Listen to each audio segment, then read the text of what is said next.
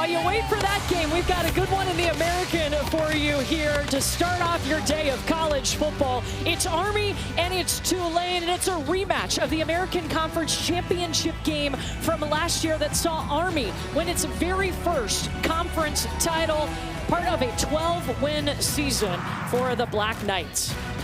Welcome to the All-State Saturday kickoff. We're set for two talented teams inside the American Conference here at Yulman Stadium. Let's go. Courtney Lyle alongside All-American running back Reedy and Golia. And the big thing that you're looking at in this game is this Tulane team that they have a chance to play in the college football playoff. Yeah, no doubt. We talk about it each week. You know, the winner of the American Conference, the champion, is really in the front seat of it. They got a good shot, and so we look here, the top three with the percentages to reach are All-American schools. Memphis and USF play next week, and Tulane plays Memphis later in the year. So the winner of this conference has a really good shot of making it to the CFP. Yeah, it's going to be interesting. Meanwhile, you look at this Army team. It was a historic season last year for them. 12 wins, a conference title. Bryson Daly was their quarterback. He was like Captain America, right? But they've been looking for answers at that quarterback position between Cale Helms and Dwayne Coleman. And I think they found that answer in Cale Helms. I mean, he's going to be the starter today. He's the epitome of an Army quarterback. He's been in this system 3 years. Maybe nationally, no one really knows his name, but figuratively and literally, he's taken the job and run with it. Had 41 carries a few weeks ago in their upset win against Kansas State. He's tough, he's strong, and he's learning his reads and his footwork better each and every week. I'm excited to see Cale Helms run the ball today. Yeah, they said that Cale Helms, his consistency and his preparation and his recent performances give him the starting nod today. Tulane won the coin toss. They elected to defer, so Army is going to get the kickoff to start this game. Two of the top teams in the American when it comes to time of possession, by the way. Army first in the nation in that category. Should be a really interesting ball game. So you're saying a lot of running today. Yeah. And a lot of clock running. Your kind of game as a former running back. Oh, I love it, believe me. This one booted almost straight out of the end zone. Well, what Jeff Monken has been able to do at Army is impressive. I mean, last year was the conference coach of the year. They had never won a conference championship because they didn't play in a conference a lot. They got 12 wins last year. Tremendous year for Jeff Monken, one of the most longest tenured coaches in all of college football. And then John Summerall, his second season as Tulane's head coach. It feels like whenever there's a coaching opening, John Summerall's name comes up. So Cale Helms, number 3 in that white jersey for Army. He is the quarterback, a junior out of Texas. And of course, Army running the triple option. And off to Carson Smith.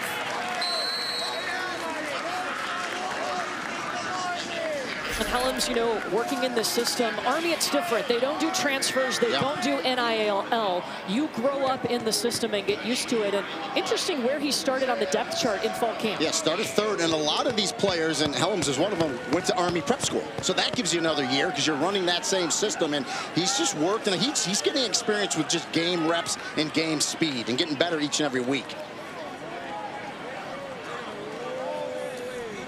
This one he'll read and pitch it out to Noah Short, the versatile do-it-all slot back position is what they call him, and it's no gain on the play. Isaiah Shine with the tackle for Tulane. Yeah, and if you're defensive coordinator for Tulane, Greg Gasparotto, this is exactly what you want. Army is not built for third and long.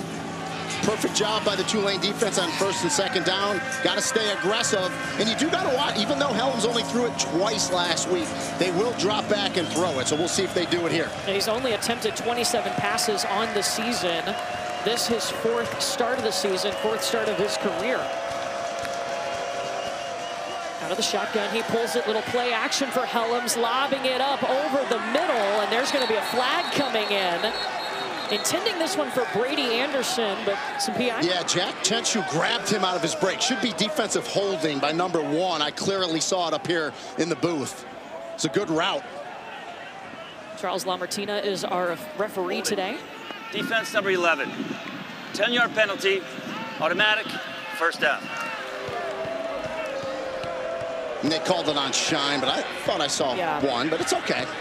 Charles 11. And this is, by the way, Charles LaMartina, this American crew is one of the best in the conference, one of the best in the country. Really good officiating crew today.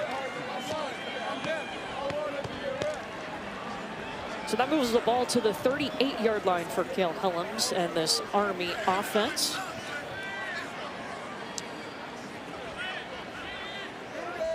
back under center with Carson Smith behind him. Noah Short in motion. And Cale Helms, he can run. In fact, he carried the ball 41 times in a game, Reedy. And we asked him about it and how sore he said he was for 2 days after that game. Yeah, we mentioned it, first in the nation in time of possession.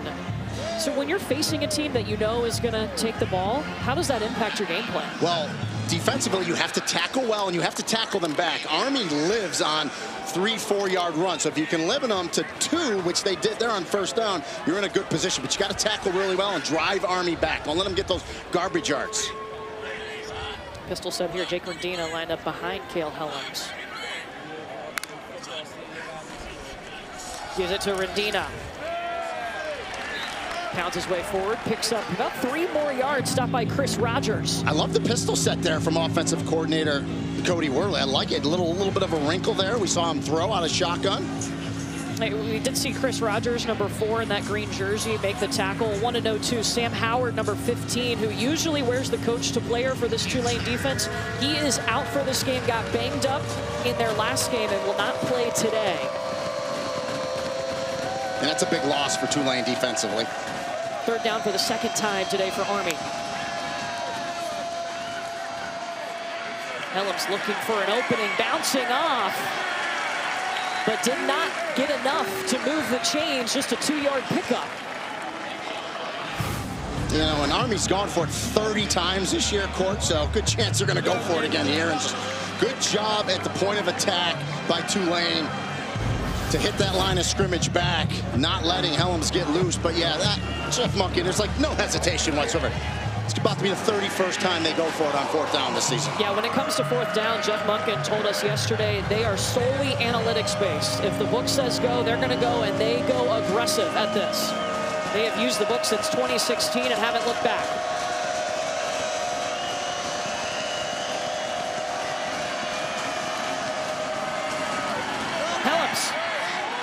Easy across midfield to the 48 on the other side of the field before he was stopped by Kevin Adams. And for the 10th time this season, Army converts on 4th down. Yeah, and just tremendous vision by Cale Helms.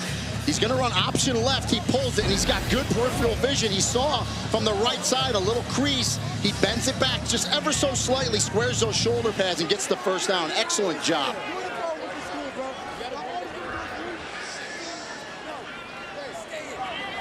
Four minutes already for this drive for Army. This is Carson Smith getting the start today in the backfield. Picks up 2 on the play. And make no mistake about it, this offense is predicated with the fullback dive first and foremost. So they'll always do it. So I know people at home say, oh, why are they giving it to the fullback? They're only getting a couple yards. It's the bread and butter, and that's what keeps the defense honest, keeps those linebackers pinned in a little bit, and then you can pull it and run option off. And those are the reads I talked about that Cale Helms is getting better with each and every game. How much is he actually reading in this offense? He does. He's not really changing plays, but he's reading what the defenders are doing, and that dictates if he gives it, pulls it, and keeps it himself or runs option.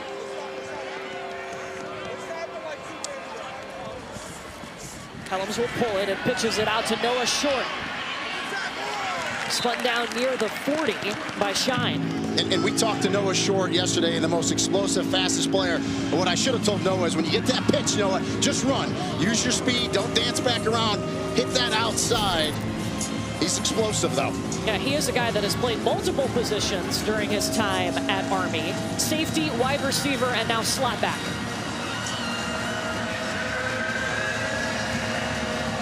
Third and 3.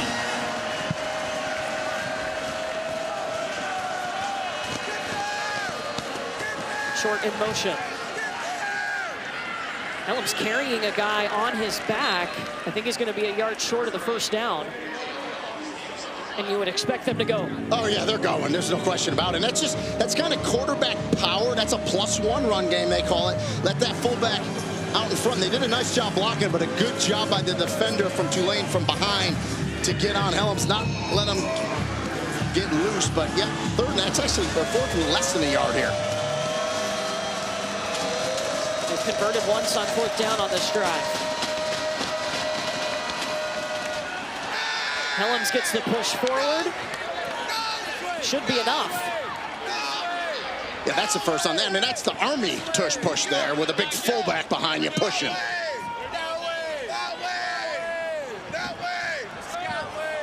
First down.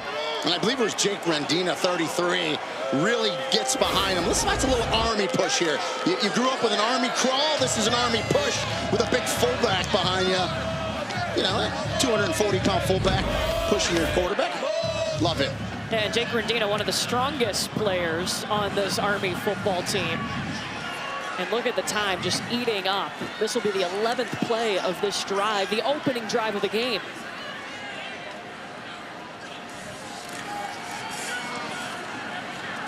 Phillips hits the hole hard when he runs. Yeah, and that's an interesting play. That's, again, +1. Like, you think you're going to give it to the fullback.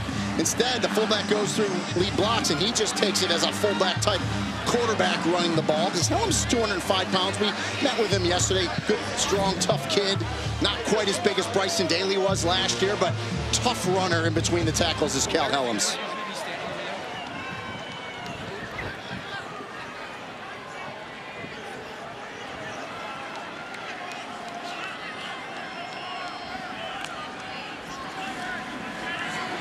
Here's Noah Short. Takes it to the 30-yard line. Still needs 2 more yards to convert. It's a 4-yard pickup. Yeah. And again, they go jet sweep. Give it to your explosive player and let him get to the outside. Again, doesn't pick up a lot, but again, it keeps the defense honest. It keeps them spread out. And 3rd and short is, Army will live in that all day long, 3rd and 2.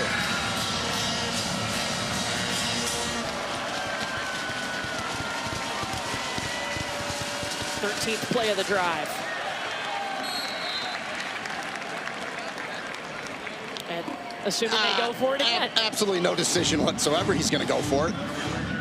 Cameron Hamilton with the tackle for Tulane, a preseason all-conference selection. And you talked about the book, the analytical book that teams get. We should tell people it's tailored to Army and their triple offense and what they do. It's specific for them. A lot of times coaches will say it's a feel thing and the book, not for Munkin. He is 100% book.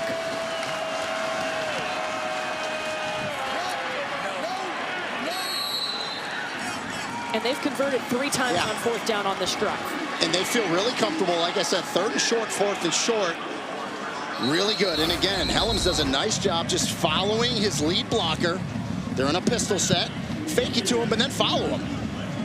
Lower the shoulders, and needed to get to that 28, and they did. And Paolo Gennarelli, the right guard for Army, is down right now. We will step aside.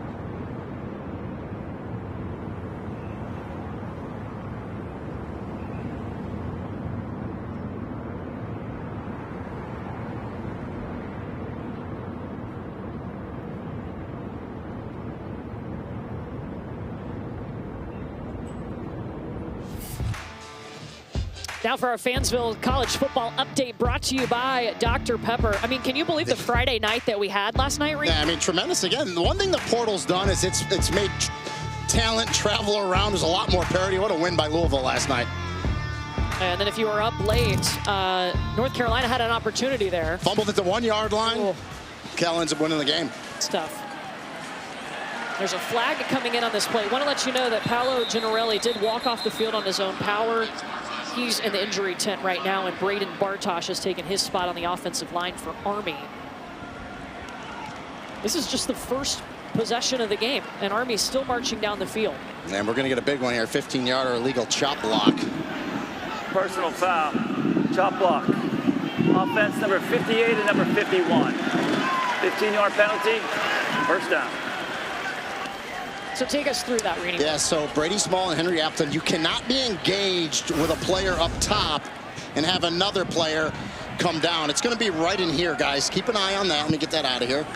And you saw 51 high and you saw 58 Appleton low. Can't do it. That's an illegal chop block. That's a 15-yard penalty. Ironically, Tulane was called for that last week. Twice, yeah, exactly. So, you know, the officials watch videos of games. They prepare just like announcers do, just like coaches do, and they watch for that stuff. And that was a good call by the center judge there. Well, this now is about to be the 15th play of the drive. This will be the 7th drive of 15 plays or more this season for Army. Cal Helms is the quarterback. He keeps it. Takes it to the 38-yard line. And, you know, this defense has been on this field a lot, so they're definitely a little winded. They're going to go option here. And, again, just because it's first and long doesn't mean they try to throw it. They go to option. Just try to pick some of it back up. Nice job defensively there by J.C. Joseph to make that tackle. Now, second and long, just keep everything in front of you, Tulane. Come up and tackle. And if you just tune into this game, they've already gone for it 3 times on 4th down, so we anticipate they would use every down. Trying to get to the 18-yard line.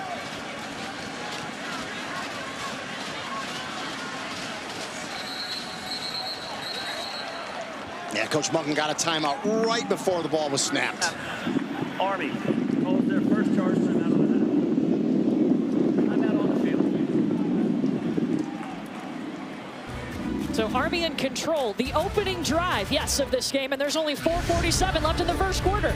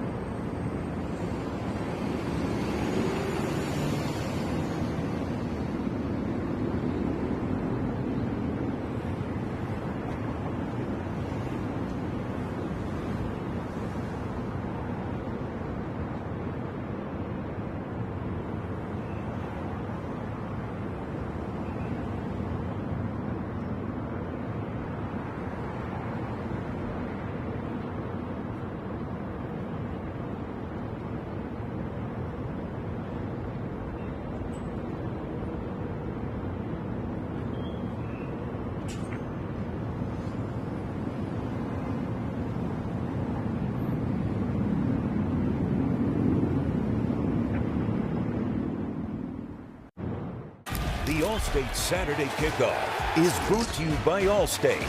You're in good hands. This was last year's American Conference Championship game, and it was Army beating Tulane at Army. Bryson Daly rushed for 4 touchdowns in that game. Rini, on a scale of 1 to Antarctica, how cold was this game? It was cold. I was on the sideline. It was a little nippy, I will say that. And I grew up in New York, so a little nippy. Last year, a historic season for Army. They won 12 games. Their only losses to Notre Dame and Navy, but Jeff Monken told us yesterday it kind of felt like a failure because they didn't win the Army-Navy game, and that game is so important to them. Right now, this drive has gone over 10 minutes, over 15 plays. Cale Helms falling forward over the 35-yard line. They're trying to get to the 18-yard line. Pickup of 3 before Gerard Henderson made the stop. And we talked about it early. Army is not built for 3rd and long. I wouldn't be surprised. Another fullback dive, run option again, and just try to get a little bit closer for your field goal kicker, Dawson Jones. Because you want to come out of this drive with some points. You've had the ball so long. Obviously, you want a touchdown, but you got to get some positivity, something on the board. Now, they said Dawson Jones, his goal for him is to kick a 45-yarder or under. Hand off to Briggs. Bartosh cuts back inside, pushes forward to about the 27-yard line. Again, they need the 18. Stopped by Henderson. But really good job by Bartosh. He was going to go outside, and he said, you know what, I'm going to square my shoulders, put the left foot in the ground, get forward, and pick up some yardage for my field goal kicker. Excellent job. Get a chance to get 3 here to end this drive. So Dawson Jones comes out. He's hit a 45-yarder this season. This will be a 44-yarder. That 45-yard field goal is a career long. 6 for 10 on the year.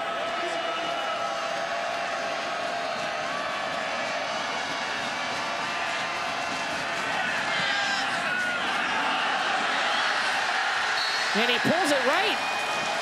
No good.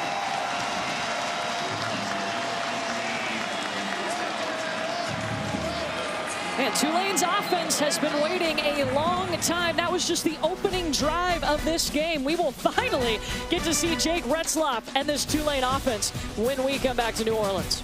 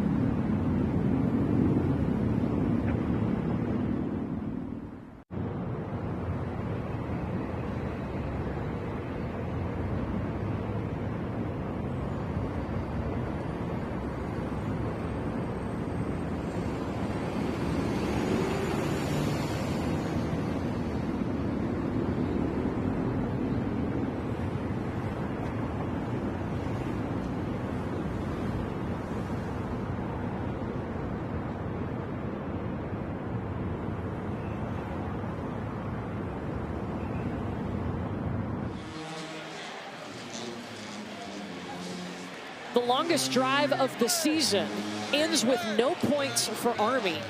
Backbreaker. I mean, Jeff Monken hates settling for field goals as it is. He says we need to score touchdowns, but they don't get anything. And really, it was a great drive. They were ahead of the chains the entire drive. The 15-yard illegal chop block really hurt them, backed them up, got them off schedule, and that's what hurt them on that drive. So now, yes, for the first time today, we will see the Tulane offense. Jake Retzloff, who it's been a minute since they warmed up. Keep that in mind. He looks fine as he swings it out to Anthony Brown-Stevens, who takes a crushing hit at the 35-yard line by Casey Larkin. And we specifically asked Jake Retzloff about that. Hey, you may be sitting on the bench for an hour of real time before you get out there. He goes, yep, we know, but we got to be ready, and they are. Retzloff transferring in from BYU. This is Javen Gordon, gets the first down and plenty more to the 46-yard line before Colin Madison gets there. Javen Gordon's just a true freshman. Yes, we talked to him on the phone this week, and look at the tempo and pace that Joe Craddock, offensive coordinator, is going with here. Totally opposite of what we just saw from the Army offense when it comes to tempo. Shaz Preston, first down, Tulane. You know, and he was the offensive coordinator, Joe Craddock, playing a little coy with this because I think we talked to him about tempo, and watch the delivery from Retzloff. Nice job, good blocking, gets it right out there to receiver Chaz Preston. And again, the tempo in which they're moving with. Now, slowed it down a little bit with some subs, but boy, those first 3 plays were explosive. Yeah, that's a 13-yard pickup. Retzloff, he can throw it. He also is a threat with his legs. Have to keep that in mind. Swings it out into the flat to Amari Hayes, their leading receiver. And Tulane just cutting up this Army defense. And I love the little 3-quarter sling, side-on pass by Jake Retzloff. Gets it out there. Good blocking on the outside. Excellent job. And so Brendan Sullivan has run in at quarterback. He was actually winning the job in fall camp, but an ankle injury set him back. And we saw yesterday in their walkthrough. He's a man. Scripted him to come in early, yeah. He's a big dude. A running threat. Just slipped on the turf. Kind of playing the same role as Ty Thompson did last year, a Wildcat quarterback for them. Exactly, and again, we were at their practice yesterday, and Brendan Sullivan is every bit of 6'4", 220. That time, you know, you want to run quarterback power with him. You don't really want him on the outside. That was a nice job by Army, Jack Bowsam, to kind of bounce that and make that tackle. No gain on the play. Brendan Sullivan transferring in from Iowa. They can run the entire offense with him. He'll run ahead with a beautiful hole to go through. Maybe a yard short of the first down. Well, Johnny Pascuzzi, 82, the tight end. Nice lead block here. This is just a quarterback draw. Beautiful job. They're just going to hit it right up in here. Watch 82, nice lead block. Fullbacks, or tight ends are very much like fullbacks in spread systems where you're going to be a good blocker. Nice job at Pascuzzi and a good run by Sullivan. So after a couple of plays for Sullivan, Jake Retzloff back in at quarterback.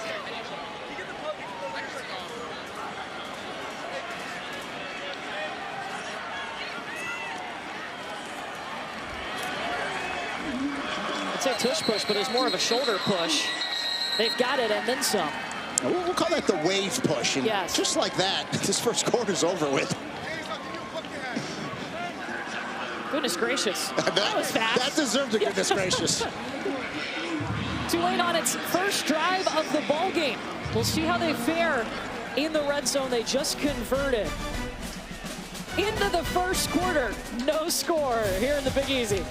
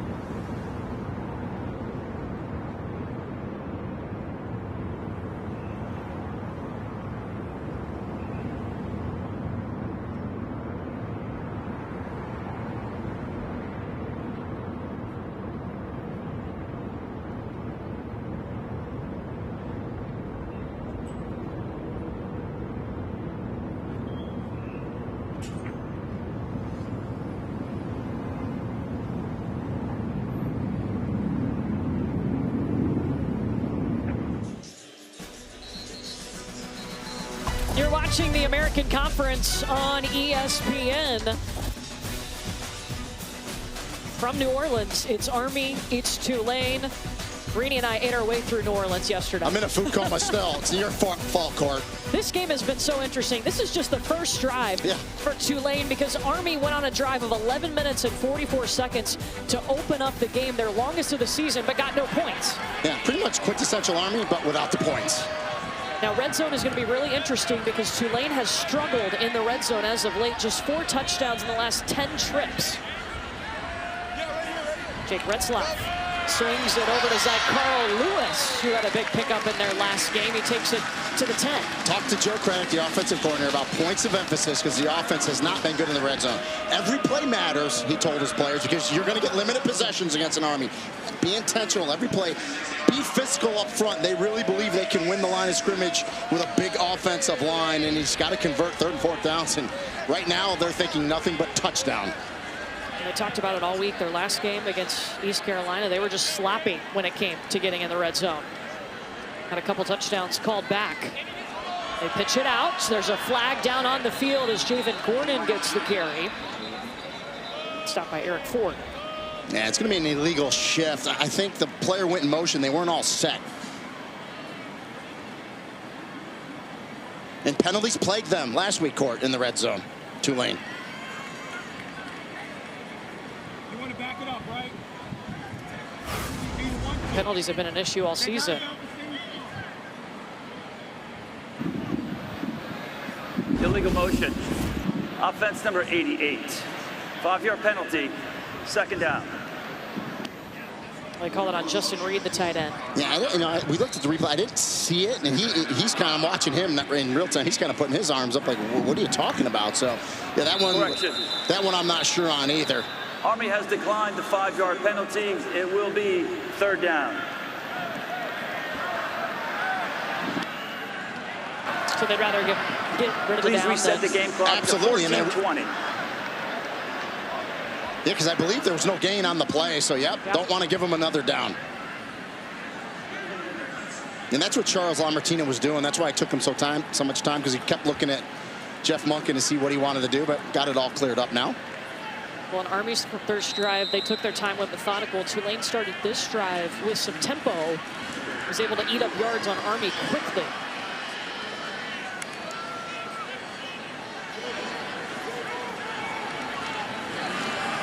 Retzlaff calling his own number, and he's going to be short if the yard needed. It takes a hard hit rolling on the ground right now.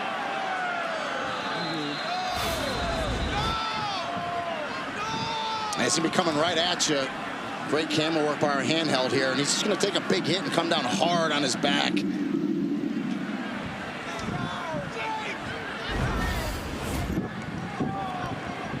And you obviously can't speculate. You just hope he came down so hard that he just lost his breath. That happens a lot. Let's hope that's what it is and that he's okay.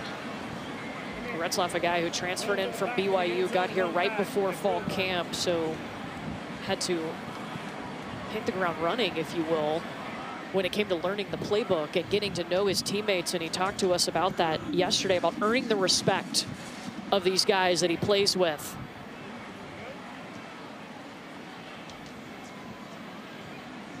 Well, Jake Retzlaff, the quarterback for Tulane, is down right now. He did just get up, but we'll step aside.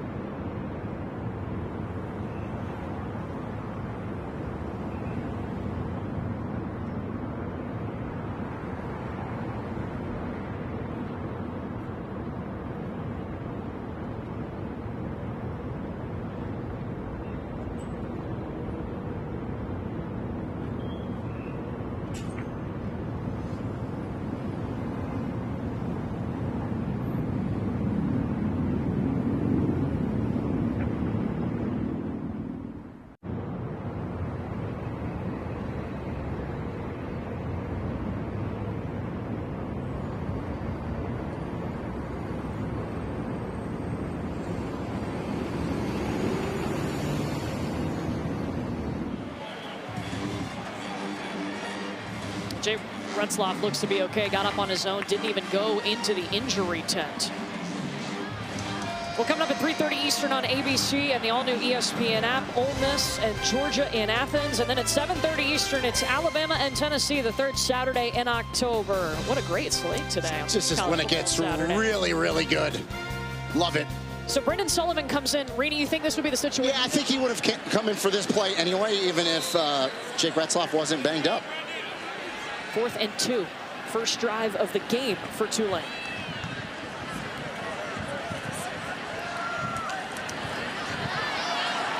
Sullivan didn't see anything. Looking for the end zone, and he's marked really close to the marker. Well, the nose of the ball needed to touch the 6. He's got to have situational awareness and know where it is, and he didn't get there. No, he did not. And Retzloff and other offensive players were running out. They thought he did. I mean, if you're Brendan Sullivan, you got to know that 6-yard line. The nose has got to get there. You got to lower your shoulders, and you got to go get it. And Caleb Fortner making the tackle. He's one of 2 captains on this Army team. Both of them are on defense. Yeah, tremendous play. Now, every play in college football is looked at by replay. They don't necessarily stop the game, but every play is looked at. It is a reviewable play. I know we're just in the second quarter. What an interesting game. Yeah. Army goes on an 11-minute, 44-second drive. No points. No points. Then Tulane comes out, they use tempo, they get into the red zone, they can't convert on 4th down, no points. Yeah. And it was, you know, the patience by Brendan Sullivan, I liked it on that quarterback run. He let it set up. But you got to know, you got to get to the 6-yard line. Nose of the football, it's in his right hand. Right there, he's got to go. You can't stiff arm. You got to lower and go. So although the left side of his body got to the 6-yard line, the ball was in his right hand. From that look, there's nothing clear and obvious that tells me the ball, the nose of the football, just like we talk about the goal line, has to break the plane to the 6-yard line. Nothing on that replay shows me that it did. And that's where I talk about that sense of urgency as a running back, as a quarterback. You got to know it's 4th down. I got to get the ball to that line to gain. And you talked about the tackle defensively. Tremendous job by Army. That's what they're looking at right now, obviously, is the spot.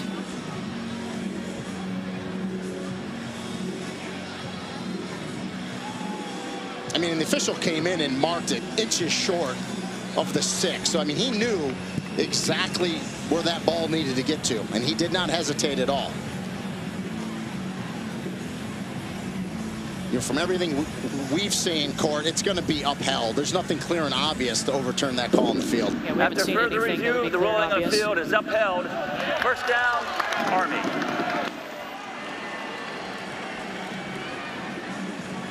So backbreakers for both offenses. Long drives for both offenses and no points to show for either one.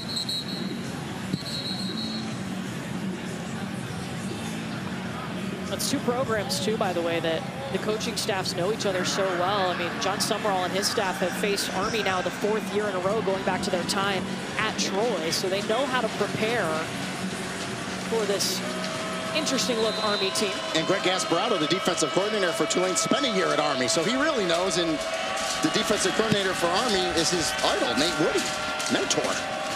Lots of connections in this game. Cal Helms dropping back, avoids a tackle and lets a pass fly. Definitely pass interference coming in. Shine in coverage on Toby Alawale. How about the footwork by Cal Helms? It looks like, man, he's going to get sacked. It's going to be a safety. He slides to the left. He avoids the sack. A lot of hand fighting there, but number 11. Good call. 15-yard penalty, automatic. First down. Cal can throw it too. Yeah. Come on, Rini. No, he can, but I mean, I love the footwork because he avoided the sack. Yeah, that would have been huge. Remember, their last drive, their only drive of this game, 18 plays, over 11 minutes. Yeah.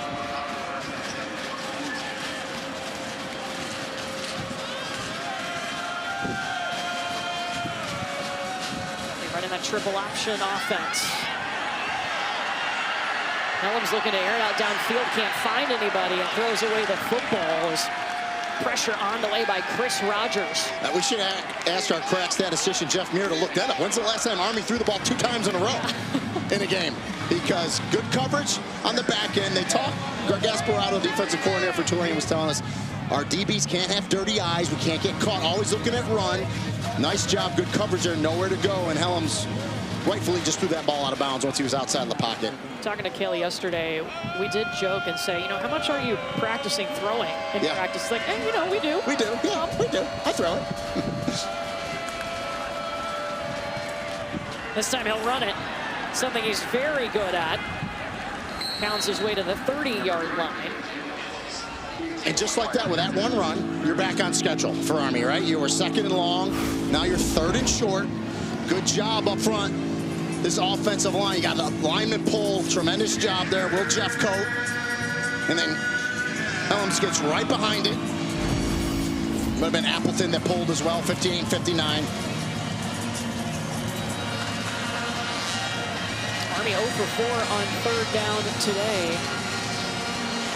Tulane has helped them out, though, on a couple of times on third down.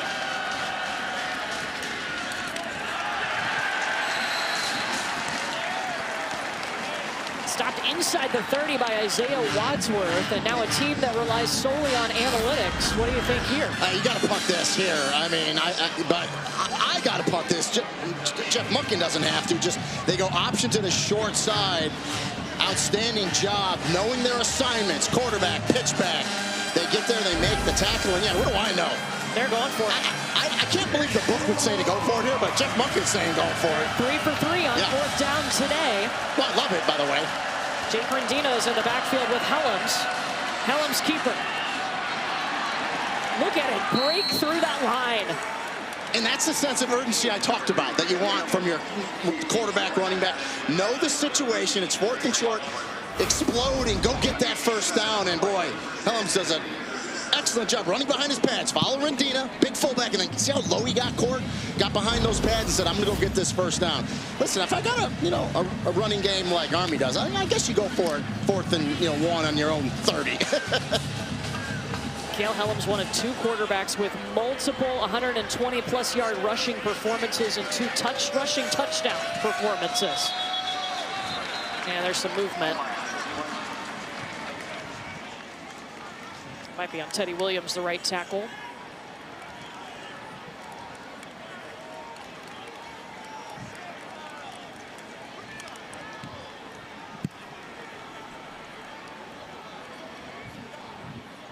Big powwow for this was someone clapping their hands on Tulane. False start. Offense number 74. 5-yard penalty. First down. That is Teddy Williams, the right tackle. So it's the right tackle. You can't miss him right there. Saw the shift and the other player move. And I will say this about Teddy Williams. Played tight end last year. Moved the tackle. They are really happy with how well he's playing. Yeah, gained about 50 pounds in the offseason. I'd love that was probably eating. That was probably fun for him, right? Usually people are like, I gotta lose 50, not gain 50.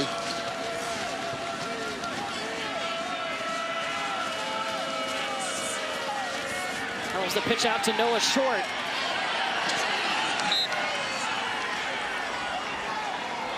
To the 38-yard line. Well, the next stop on the F1 schedule is the U.S. Grand Prix at the Circuit of the Americas in Austin, Texas, tomorrow at 3 Eastern on ABC, ESPN Deportes, and the all-new ESPN app. Our pre-race coverage begins at 1:30 Eastern.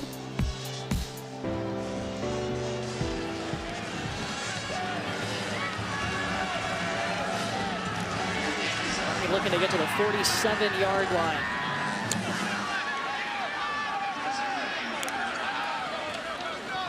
Carson Smith-Carey. Almost untouched, tackled about a yard short by Kevin Adams. And the headline judge is marking it a first down. And the other side of the field's not sure if they're moving the sticks, and now they are. Oh, there it is, okay. Yeah, no, I was watching the headline judge right here. He was pointing first down. So. Yeah, I watched the far side. Yeah, he was short. Yes, exactly. Well, it was on this hash, so the headline judge is going to win.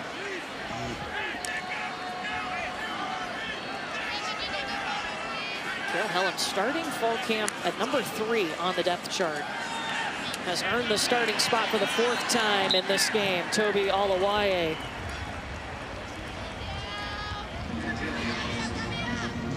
His second catch of the season, so feels good, right? Catch a ball in this offense. Now, what is it they say about the wide receivers? No block, no rock? Yeah, that goes for every team. Yeah. But, really, I mean, Army are physical. wide receivers that block, and but they also run the ball in the Army scheme as well.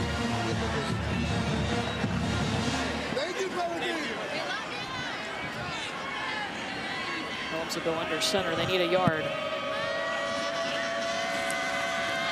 Briggs Bartosh picks up 4, stopped by Chris Rogers. And Bartosh is one of those interesting young players as well. He's 5'10", about 210, 212, has really good speed, gets yards after contact. They like giving him the ball, as you see, can take it from that fullback position. 8 different players ran the ball for Army last week. That's about their bread and butter, about 8 or 9 guys.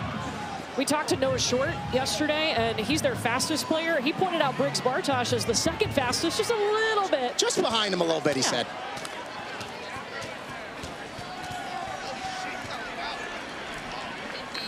Back-to-back carries for Bartosh. In fact, Bartosh actually set a couple of school records on the track team in high school in the 100 meters and the 4x100 relay. Yeah, good straight ahead speed. And again, talking about that contact balance. Slim Despaney, Bailey Despaney, the safety there was up in run support there. Actually hit Bartosh, but he was able to bounce off him and pick up a yard or 2. 10th play of the drive on the way for Army. Their first drive of the game was 18 plays, tying a season high. Helms, oh my goodness, wide open. And dropped by Brady Anderson. I mean, he was by himself. I will say this for Brady Anderson. He was running one direction, had to do a 360 spin back to make the catch. Couldn't do it. One that if you ask him, he's going to say, man, I got to catch that ball. But it goes for naught. And that's one really, Kel Helms, you could have just, there was no one around Brady Anderson. Just put it up like a punt, let him turn around and just sit right under it. But a bullet dodge there by Tulane. Brady Anderson, by the way, does have the most touchdown catches on the team with 2. Brings up 3rd down where Army is 0 for 5. Timeout, Army. 3rd down on the way for Army, trying to get to the 31-yard line.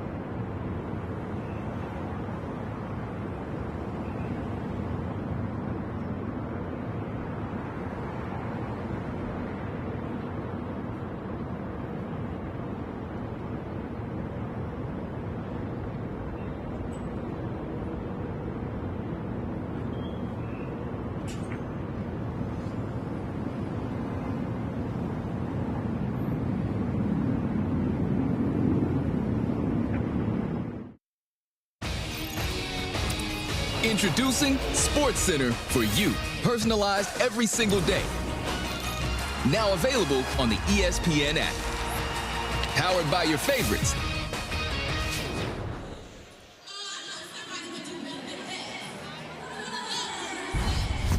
back here in New Orleans, and this is the military appreciation game, fitting because they're playing Army. But Cale Helms, yes, of course, he goes to West Point, but his brother Pierce actually enlisted a couple of years after Cale enrolled, and he's in the 75th Ranger Regiment.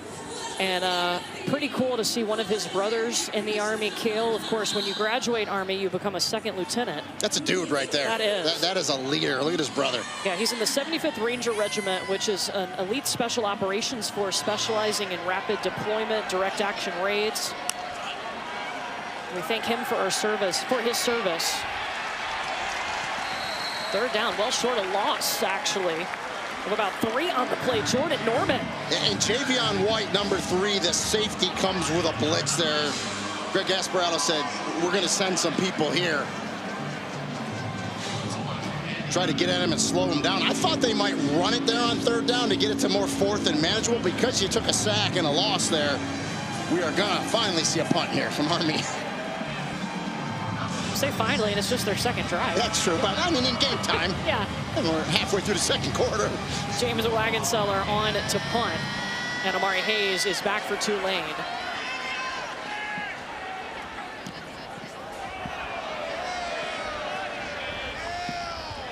It's going out inside the 10.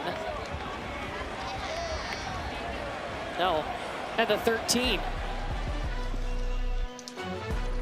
So Tulane's 2nd drive is on deck. No score.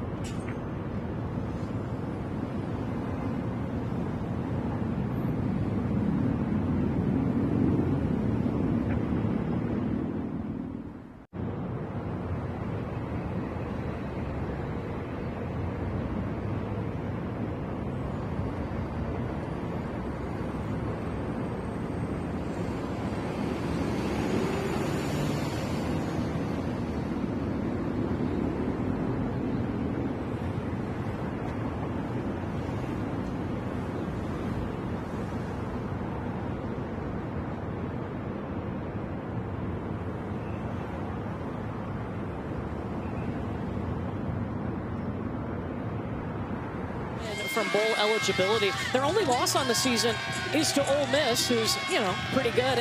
John Summerall told us he felt like he may have hyped that Ole Miss game up a little bit too much for this team. So since then, the message every week has been, let's just be 1-0. And 2 Power 4 wins as well. Dominated against Northwestern out of the Big Ten. And of course, beat Duke at Duke in the ACC, where their former quarterback, Darian Mensah, happened to go.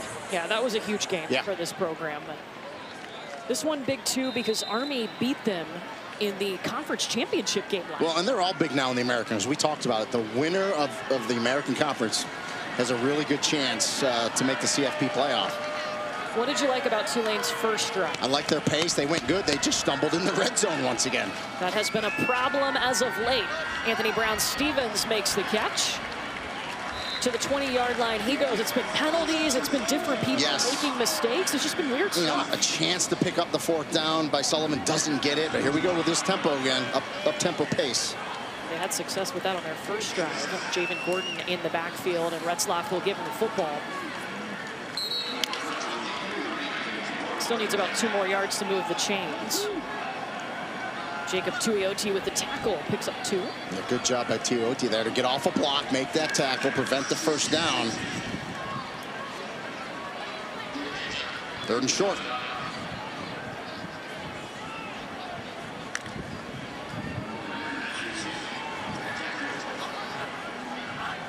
Retzlaff going under center.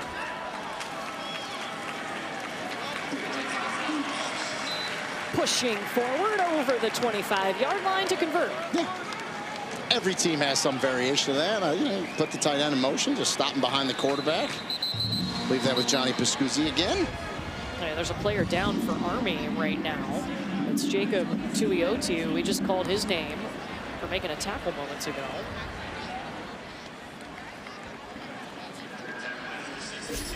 From California, spent a year at the prep school and now in his senior season at Army.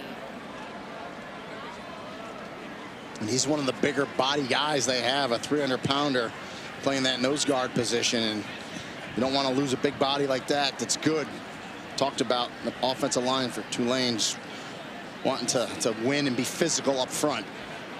And Nate Woody, their defensive coordinator, talked to us about how this defense has come together, and Jacob Tuioti has been a part of that, just getting to know each other, pushing each other, building that chemistry.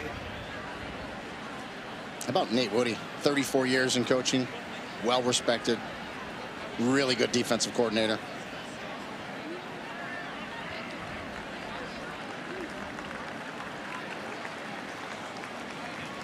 And good to see him walking without help, but still favoring that lower body.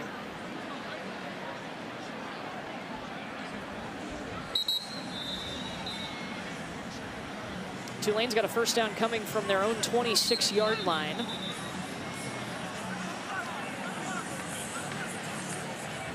Their first drive ended with a failed 4th down conversion in the red zone.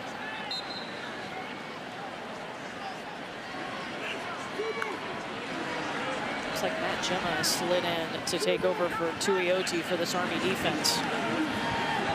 Retzlaff tosses it up to Justin Reed, the tight end. He's got the first down as he leaps forward.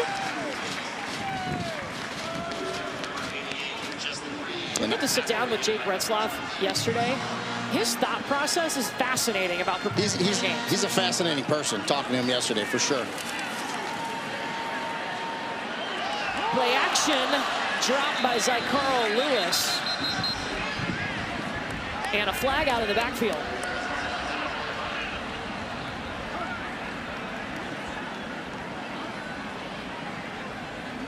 It's going to be a hold. Tell Lewis, say, I'm going to drop it, and I know there's a hole. I don't have to catch it. Holding. Offense number 0. 10-yard penalty. First down.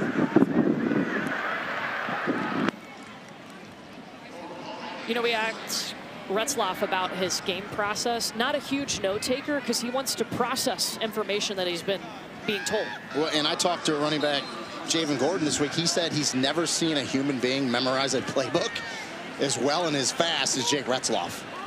And he had to because he arrived just before fall camp started.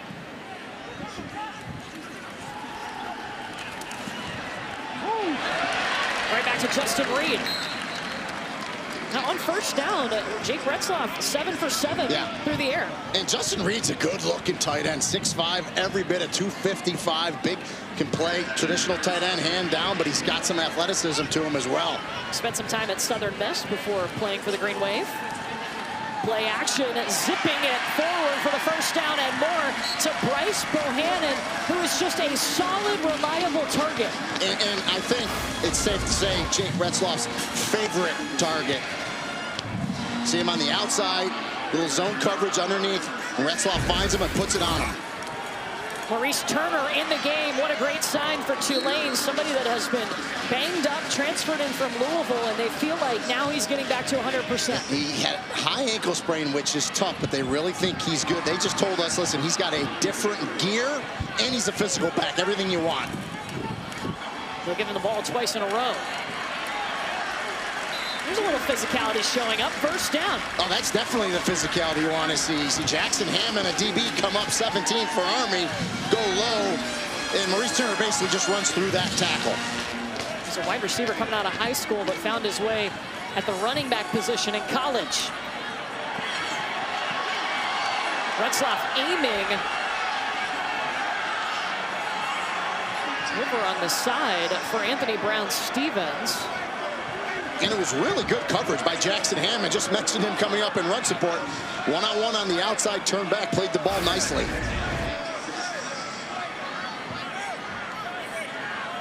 Retzloff steps up, says, I'm going to go one-on-one here. He wants to throw that more back shoulder, though. That one got away from Retzloff a little bit inside. That could have been intercepted by Jackson Hammond.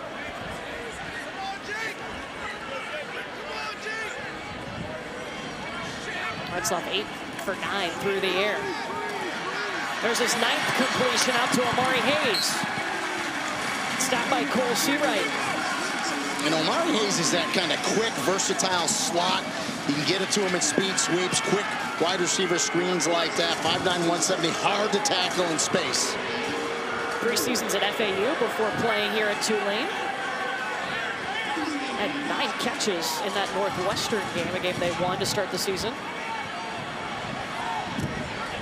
Last time in the red zone, they couldn't convert on 4th down and turned it over.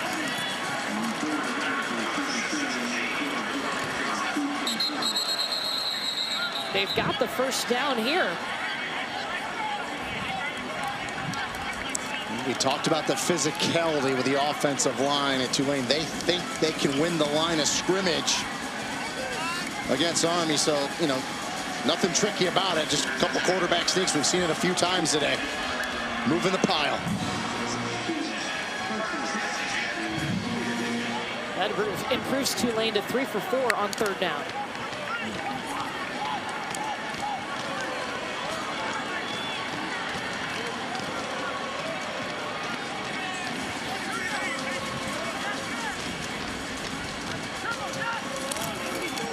Jamin Gordon. No gain on the play. Colin Madison wrapped him up.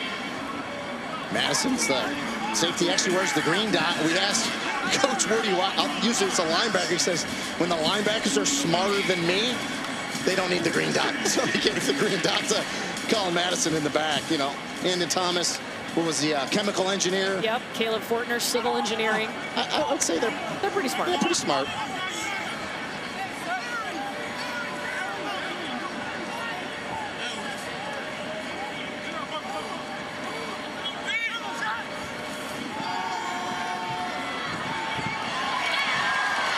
Down and getting this Bryce Bohannon. That's why he relies on him. Yeah, and that was, you know, Retzloff knows he needs to lead him, give him a chance to run. It was behind him. He goes down and makes a nice catch. But you know, you talk about Army games, limited possessions. Holy cow, we're already at the 2-minute timeout, and it's only been 2 possessions for each team. Yeah, this is the 2nd possession for Tulane, and we're at the 2-minute timeout.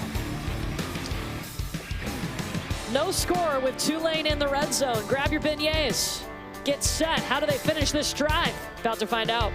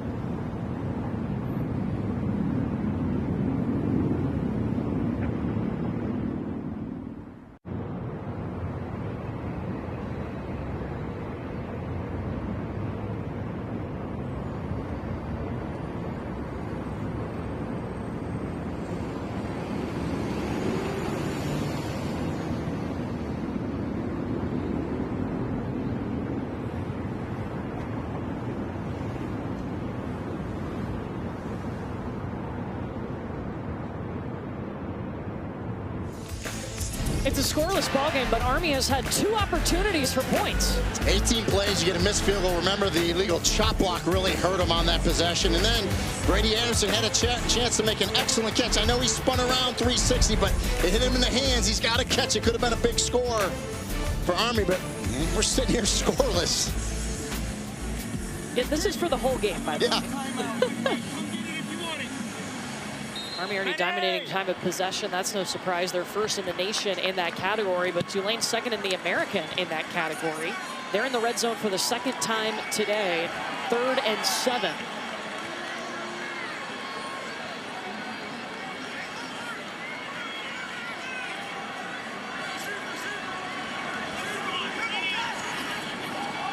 Retzlaff dropping back. Got to move and throws it away as he was being dragged down by Jack Bossum.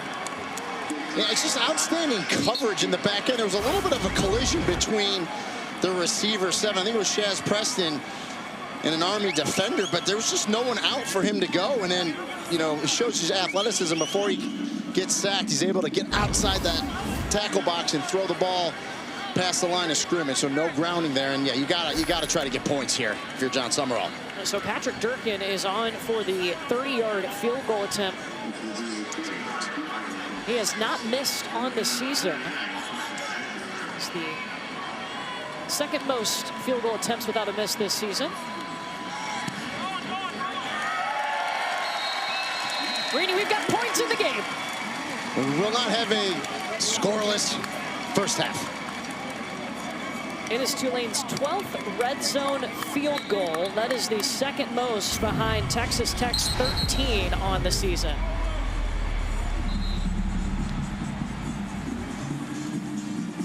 Over 20 years, Allstate has celebrated every field goal and extra point made by participating universities by donating to the university's athletic scholarship fund supporting all student athletes. Thank you, Allstate. 2 drives per team, and we've seen a field goal. We've seen a field goal, and again, that's been Tulane's bugaboo, right? Getting in that red zone, having to kick field goals. But in a game like this, you need points, right? you gotta get something positive going in. And of course, 4th and 7, it's too far to go for it there. We did see a long drive for Tulane, 15 plays, 5 minutes and 41 seconds. Doesn't compare to the 18-play, 11-minute and 44-second drive from Army. No, but they got 3 points out of there. They got points out of it. That's way more important.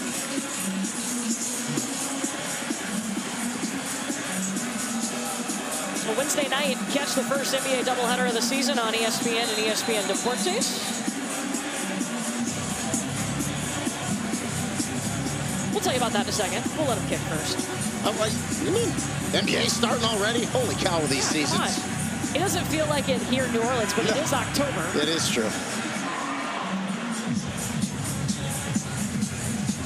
I think hockey already started. It did, yeah. College hockey last night on ESPN too. Army calling for the fair catch. You want to hear about some NBA? Now I want to hear you now. Yeah. Hey, Wednesday night, catch the first NBA doubleheader of the season on ESPN, ESPN Deportes, and the all-new ESPN app. The Knicks host the Cavs at 7 Eastern.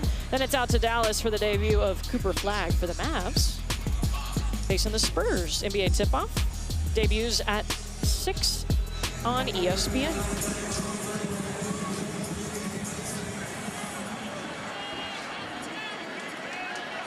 Army has had opportunities on both drives to get points, but haven't capitalized on that. This is their 3rd drive of the ball game.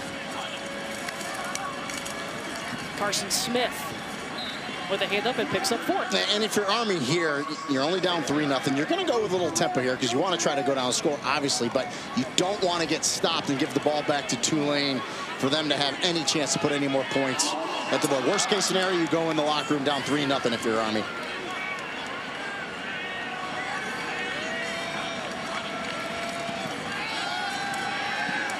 Dale Helms. We've seen this before, and this time Brady Anderson makes the catch. He dropped that earlier in the game.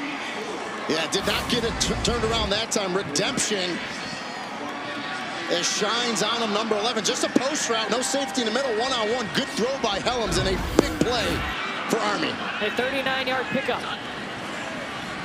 Pitch out to Noah Short. Lost 2 on the play. Stopped by Harvey Dyson.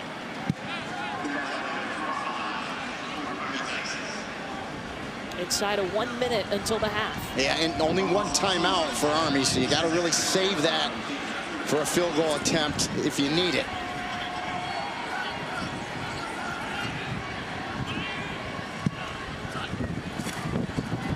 Helms hands it to Carson Smith. Roll wave, Santana Hopper. And now Army's going to use its timeout. Yeah, and big 95. Trayvon McAlpine right in the middle. 310-pounder coming right at you. Says, I'm going to get there as well. Just one at the point of attack there.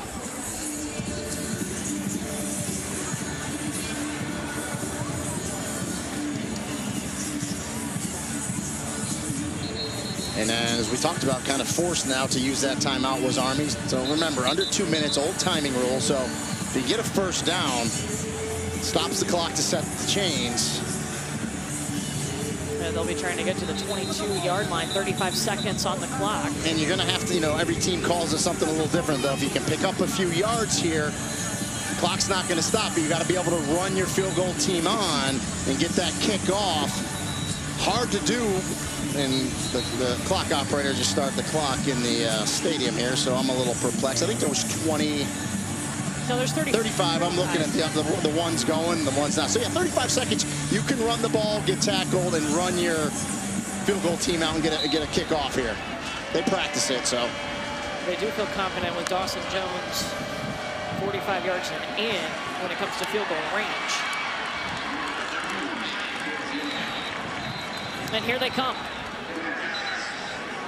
Speeding onto the field, they'll spot the ball at the 26-yard line. And I don't know, John Summerall called a timeout. I mean, he just, to me, did him a solid.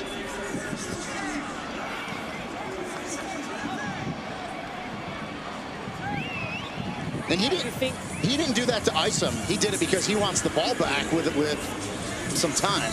Well, also, too, they have prepped all week about Army faking field goals and doing crazy things on special teams, so maybe an opportunity to talk about that? Correct, and I think you're 100% right.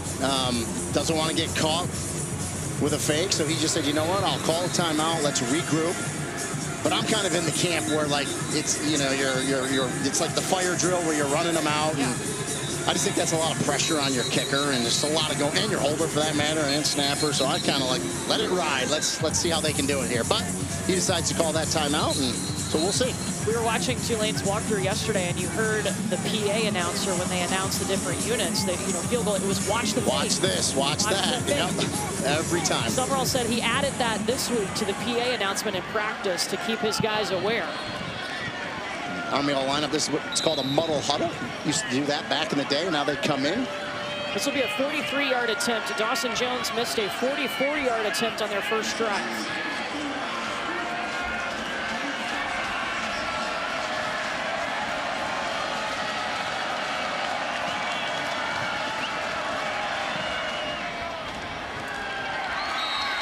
It's up and good, and we got a tie ball game.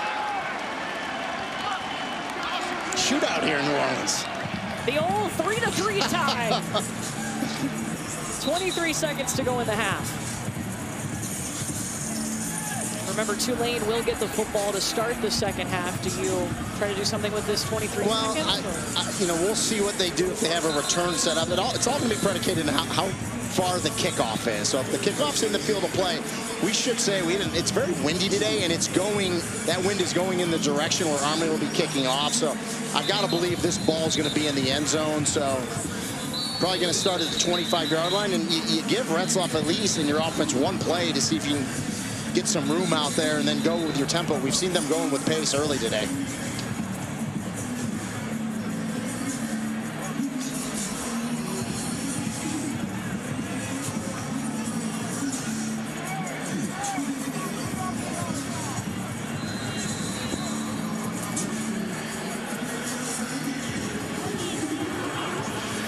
Stevens is back for Tulane. Anderson Britton with the kickoff. Yeah, and it sailed. Out of the end zone. Well, let's take a look at this week's college football rankings. It's brought to you by Capital One. And yeah, before today even started, probably going to see some movement, you think, with Miami losing? Oh, you're definitely going to see movement. How about look at 10? Vanderbilt is winning 14-10 against LSU, and I think they're favored in that game for the first time in how many years, like Court? 1977, the first time against. They've been favored against the top team, or Vandy's for real. against the top 10. Anchor down. All right, so Tulane's got 23 seconds. They got a couple of timeouts. They will get the ball to start the third quarter.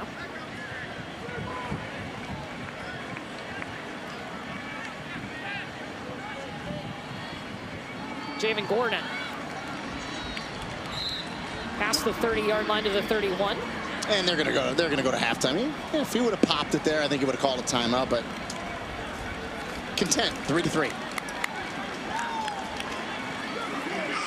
A game that's seen 3 drives each. We've seen 2 field goals kicked. And really, that third drive for Tulane doesn't really even count, you know? 3-3 ball game in a rematch of last year's conference championship game. Coming up, Zuba Mahenti be at halftime after these messages.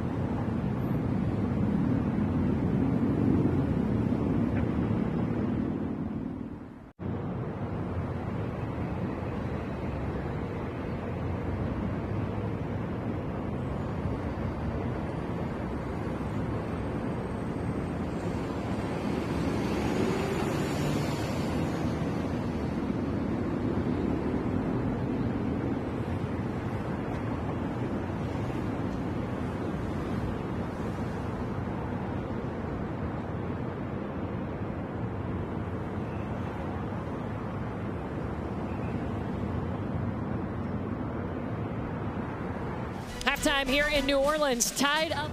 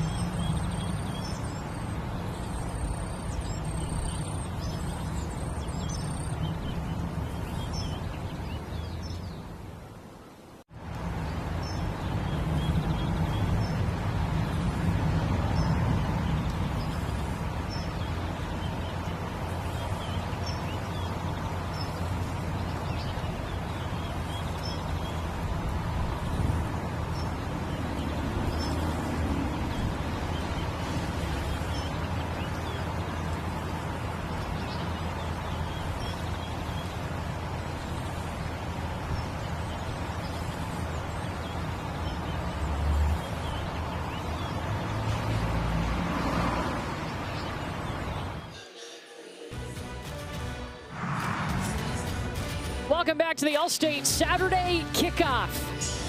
Here in New Orleans, a rematch of the conference title game from last season that saw Army take the win over Tulane. Thriller at the half, 3-3 score. Just the second game all season across the country that has been 3-3 at the half. Courtney Lau and Rini Angolia with you. And we saw both teams have chances, but Army had two big chances to score more points. No highlights, but we had some miscues, right? And in a game like this, you just have to take advantage of moving the football on early. For Army, you get the missed field goal, but really it's a 15-yard penalty. The illegal chop block put them way back behind the chains, which derailed that drive. And then John Summerall pretty happy for Tulane. And then, of course, Brady Anderson, their receiver, does a 360. Would have been a tough catch, but one he's got to come down to. Would have been a touchdown for Army. Goes incomplete. And it's really been everything in that first half for Army. No surprise, Army dominated time of possession about 9 more minutes than Tulane. They are first in the nation in that category. And yeah, they were 0 for 7 on third down, Army was, but on fourth down, they were 4 for 4. Yeah, because they got it to third and fourth and short where, you know, they live in that, so they were fine. And so that stat's a little misleading. But Tulane is going to get the ball first to start this second half.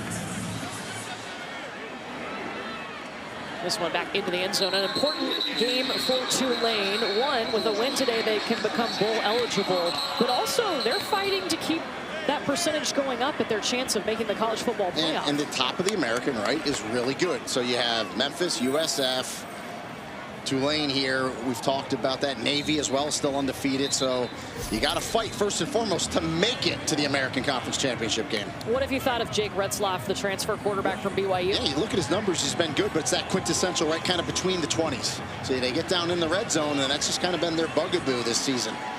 Got to finish drives. We'll see if they can do it here in the second half. Well, they've been in the red zone a couple of times today. Once was a misconversion on fourth down. The other one got a field goal from it. Hand off to Javen Gordon, the freshman running back, and he's eaten up by Army. No gain on the play. Good aggressive defense there. And to Thomas, 51, see him. Middle linebacker, talked to him yesterday. Experience, really good. Comes over the top like a linebacker should, makes that play. Retzlaff looking to throw. Overshoots Anthony Brown-Stevens. Yeah, it just looks a little out of sync there, right? With his wide receiver, Anthony Brown-Stevens, and just like that, 3rd and 10.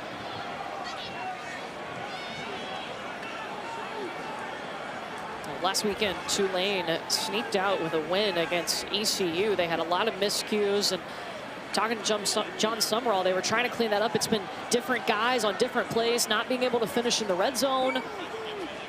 Penalties have been a problem.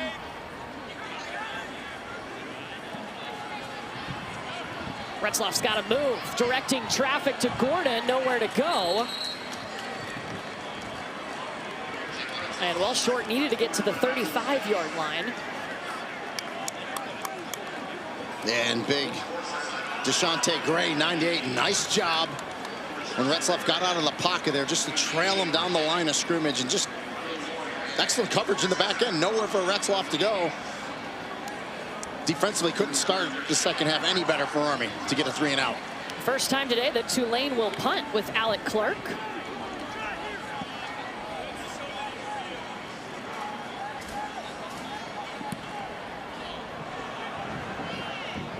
Lloyd Benson back for Army, lets this one bounce. Remember, Army started this game with an 11-minute, 44-second drive. We'll see what they do on their first drive of the third quarter. Coming up from New Orleans.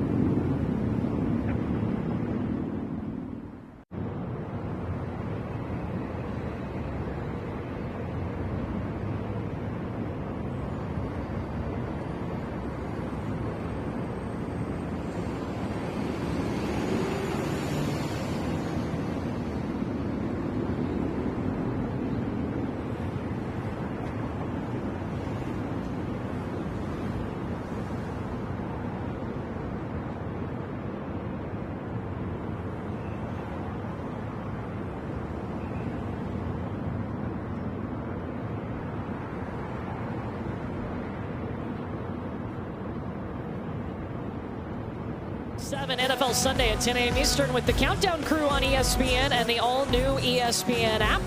And then we've got a Week 7 Monday Night Football doubleheader for you. Bucks and Lions at a special start time of 7 Eastern on ESPN and ABC. That's followed by Texans Seahawks on ESPN, both available on ESPN Deportes and the all-new ESPN app. Coverage kicks off at 3 Eastern with NFL Live, followed by Scott Van Pelt and the Monday Night Countdown Crew. Army's first drive of the second half. They've had the ball for about 9 more minutes than Tulane in this game. They'll pitch it out to Noah Short. They're doing all slot back.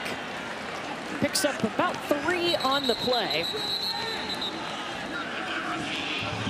Let's take a look at Army's last 3 drives. The first one of the game was almost 12 minutes in length. A team that's first in the nation in time of possession.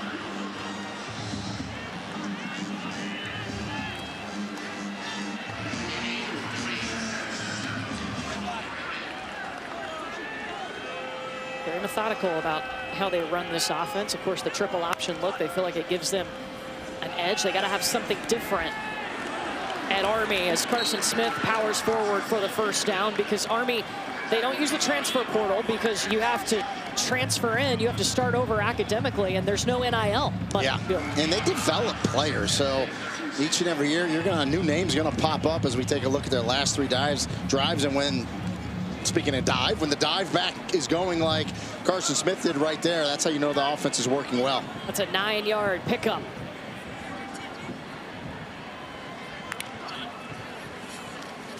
Kate Helms pulls it. The 4th game of the season that Kate Helms has started. They've gone between him and Dwayne Coleman, but they feel like they've settled in on Helms. Yeah, and this is really like quarterback power. I love it. Puts it in the belly, but then follows the back as he comes through. And an excellent block by Carson Smith, 34. Helms right off his backside, and a good pickup. You know, 5, 6, 7 yards for Army on first down. You're way ahead of the chains for their offense.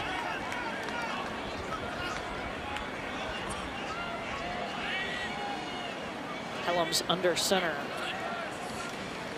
Breaks Bartosh. Immediately met by Chris Rogers.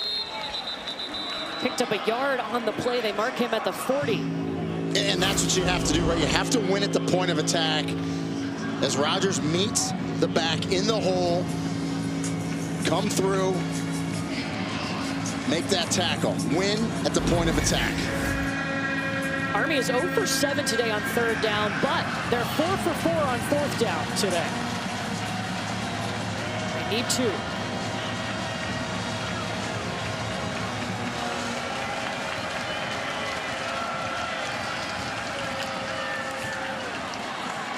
Helms has it. And more, almost to midfield for Kale Helms. And what makes it so hard to defend is they're running option there, right?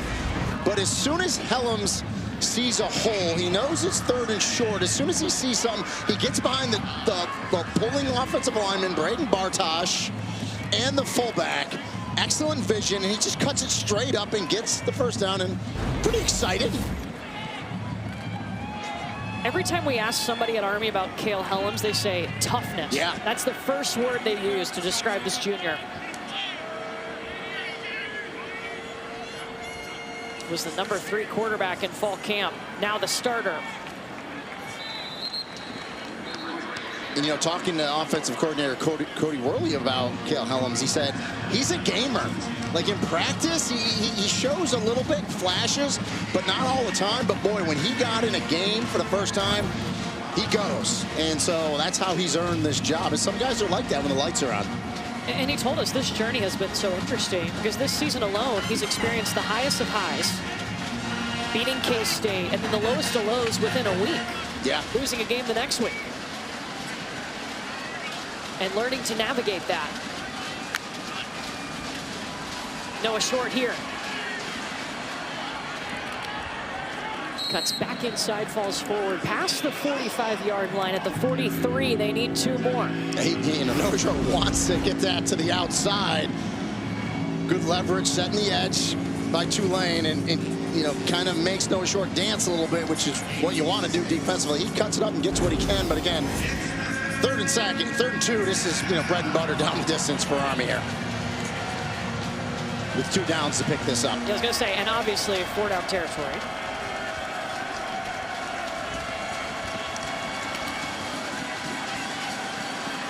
Hellam's got it. So their first 2 third down conversions have come on this drive. And they said, yep, we're not going to wait till 4th down this time. Let's get it on 3rd.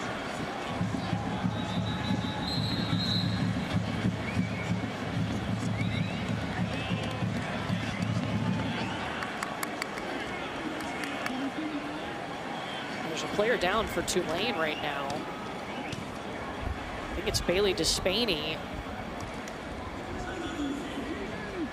He's one of their starting safeties.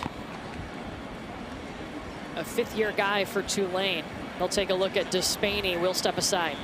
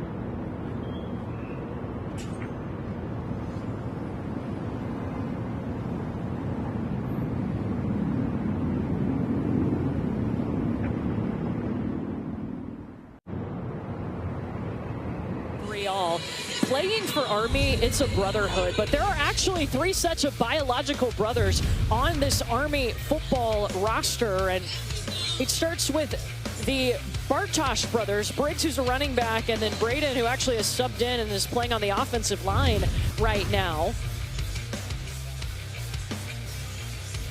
And then the twins, Caleb and Liam Fortner, Knoxville, Tennessee's finest. And then you've got the Kloska brothers. Kyle Kloska is actually the only transfer on this Army team. Remember, you have to start over academically when you transfer in. He transferred to play with his brother, Tim.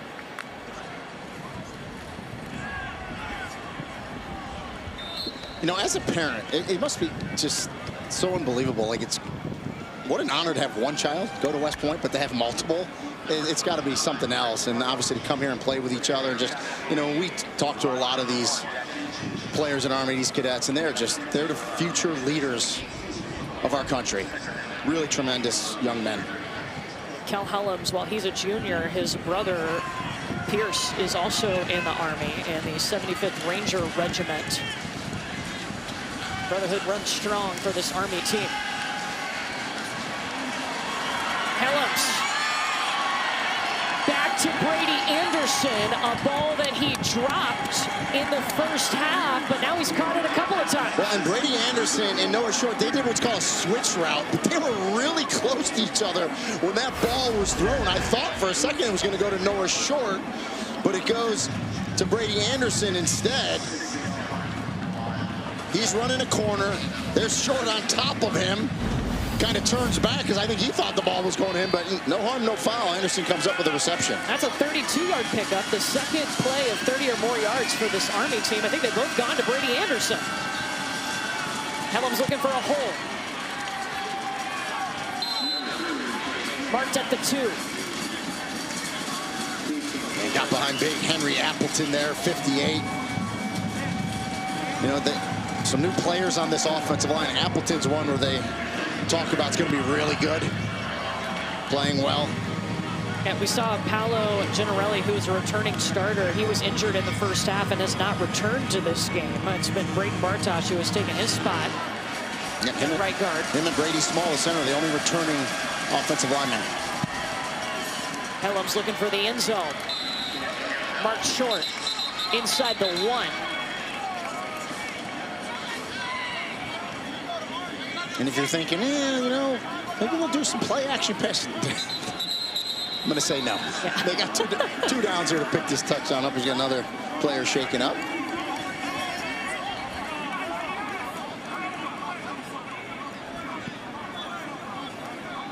It looks like it's Gerard Henderson of Tulane.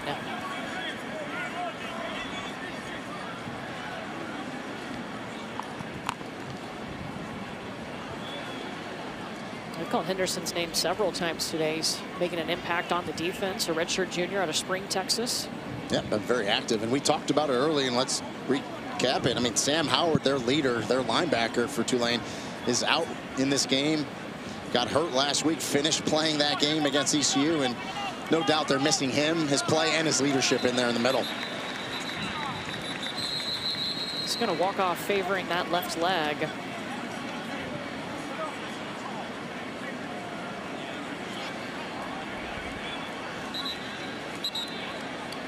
I think we might see one of those, the West Point push here with the big tight end or fullback behind. I like the West Point push. Helms, we'll see what they call here.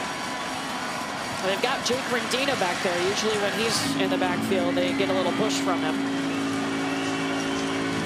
13th play of the drive.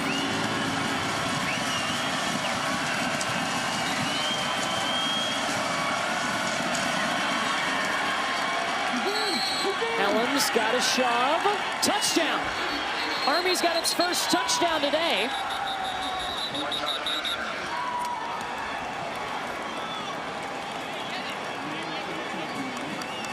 And it was just that, the West Point shove with Rodina behind Cale Helms.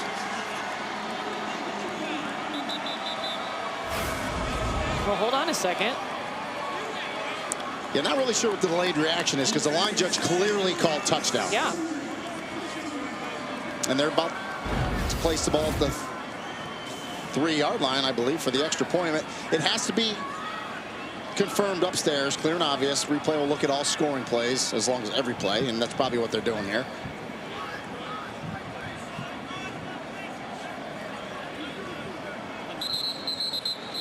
And that's a quick confirmation, and it is a touchdown.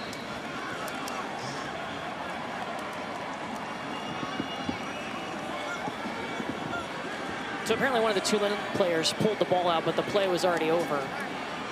You know, once that ball touches the nose of the goal line, play's over. Touchdown.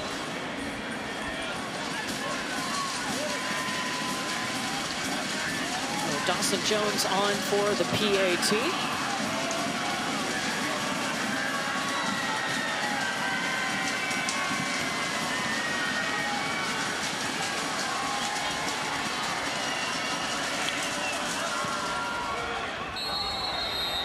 Up and good, and Army's got its first touchdown and its first lead today.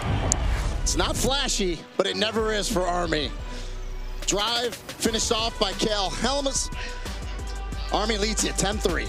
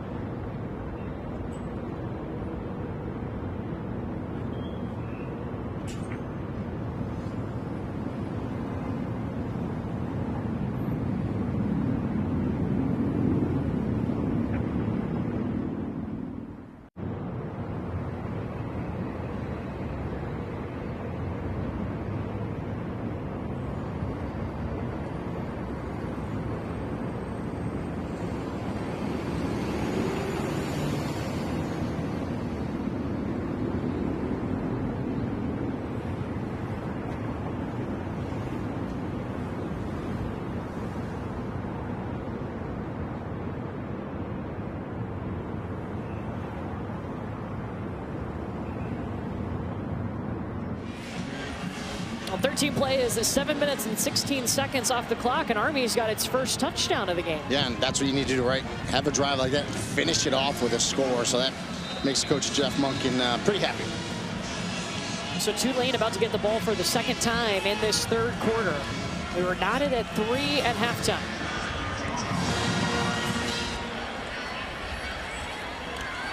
Bounces into the arms of Anthony Brown-Stevens. Bounces out to the outside.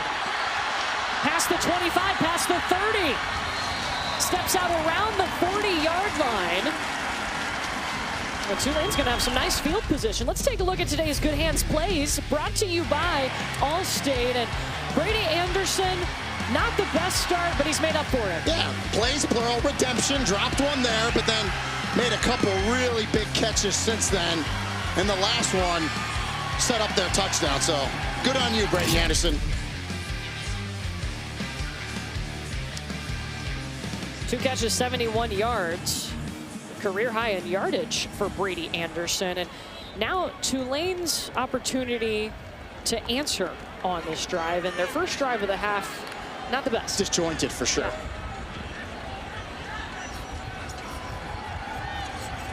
Jake Retzlaff. Midfield to a wide open Amari Hayes, who falls over the football inside the 40. And you just feel like if you're Tulane, the way the possessions have been limited with Army, you got to score here. And Amari Hayes finds that little spot, and Retzlaff puts it right on him. 19-yard pickup. Ground game, Javen Gordon. Picks up 3, stopped by Andon Thomas. Let's take you back to the pass. Yeah, it's just a little zone coverage. He's going to come up right in here, get in his spot. And we'll come back. It was a good play. Yeah. Oh, man, Sean Donovan just driving Gordon to the ground. And that's the one thing we haven't, you know, the coaches talked about, we need to win the line of scrimmage. We haven't really seen a constant running game today for Tulane where, you know, we see the 6, 7, 8-yard runs, 15-yard runs. They really haven't been able to get that going against this defensive front for Army. Well, they've only rushed for 59 yards today. A team for Tulane that averages 187 yards on the ground per game. Third down here, they're 3 for 6 on the afternoon. Retzlaff, keeper. Oh, he's converted. He sees the end zone. An opportunity to score for Jake Retzlaff, and he does. 8 rushing touchdowns on the season for Retzlaff.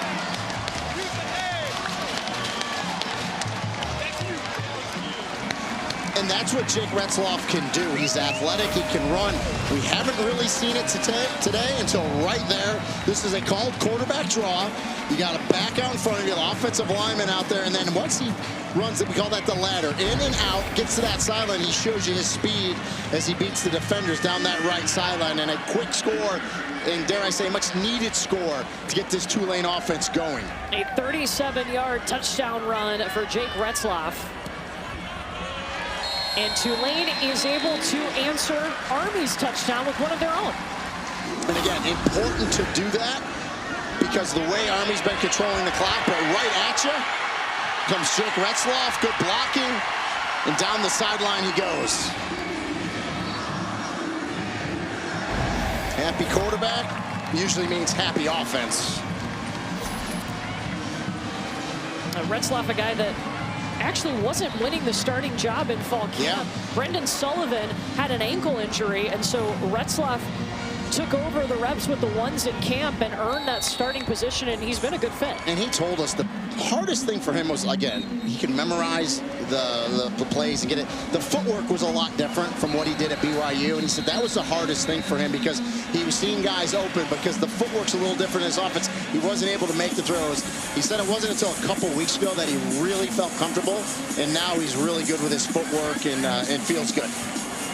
And also, too, not only was he trying to learn the playbook, he was trying to learn his teammates. So one of the things that he did was every day in fall camp, he had a meal with a different teammate. Breakfast, lunch, and dinner to try to get to know them as a person.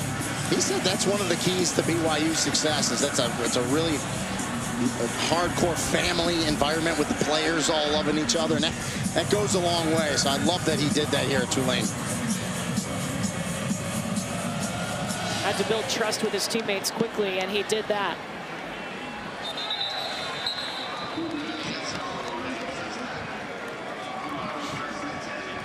So Army's last drive, just over 7 minutes. They got their first touchdown. Just 7 minutes, man. That's like they're underachieving. Well, they started the game with an 11-34-second drive.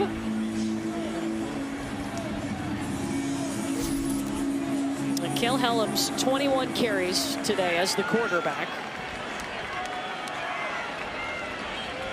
77 yards on the ground. He's going to add to that total. Now mark him at just shy of the 30. And I kind of think of Army's quarterback as a running back that can throw the ball, you know, because they do run the ball way more than they're going to throw it. So he's a running back first, but he has a good arm and can throw the ball when needed. And Cale Helms had only attempted 27 passes on the season coming into this game compared to Retzlaff of Tulane, who had attempted 161.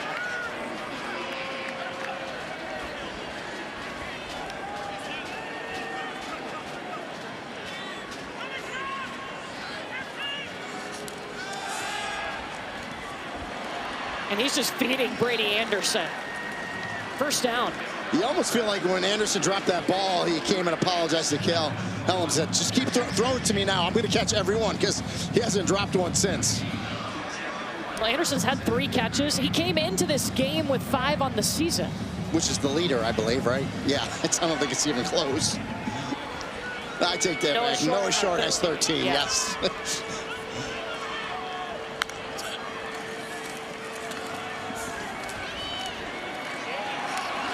Helms pulls it, and Jack Chinchu started at Troy with John Summerall and then came over to Tulane. And that's a free safety like Chinchu. Like, you're going to see these safeties now just in the run box, right? Because they've got to stop run. But, you know, Cody Worley's done a nice job when those safeties do get those dirty eyes and really cheat up. They've taken some shots and they've completed some passes. And that's something that Greg Gasparotto, the defensive coordinator for Tulane, was worried about. If you have to bring them up to help stop the run, watch out for the explosives. Noah Short in motion. They'll pitch it out. The pitch is dropped. Helms falls on it. They were trying to pitch it out to Briggs Bartosh. And I'm pretty certain Briggs Bartosh was going to throw that ball. He had a receiver going down, and I think he just got excited. Doesn't secure it. He kind of looks up, and that was going to be a running back pass. I'm certain of it. And he drops the ball, and it goes for naught. So now you're way behind the chains, which we know not good for Army. Loss of 9 on the play.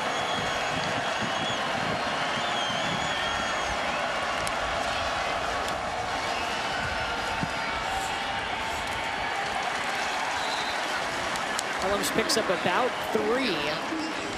They're trying to get to their own 48.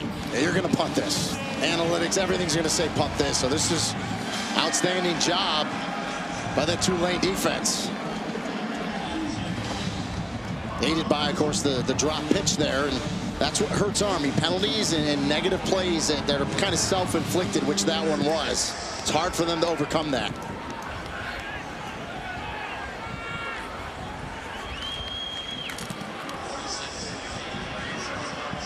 Amari Hayes fielding the punt around the 32-yard line. So Tulane gets the stop. On their last drive, they just got their first touchdown of the game from quarterback Jake Retzlaff. And now back on offense. And I'd actually like to see more quarterback run with Retzlaff. He's dynamic. He can do it. I know they want to limit the hits on him, but that opened up the offense, that last quarterback run he had. So I'd like to see a little bit more of that. And, of course, get the traditional running back going as well. They just really haven't been able to do that today, no matter who's in there. It looks like this time it's going to be Maurice Turner, who's back from injury, and they really like him. So if you're Tulane, you'd like to see him get him going here. Yeah, number 0 in that green jersey. We saw him with a couple of carries in the first half. Again, on the line for Tulane, bowl eligibility plus resume building for the college football playoff. There's Maurice Turner to the 35-yard line, stopped by Andon Thomas, one of the captains for Army.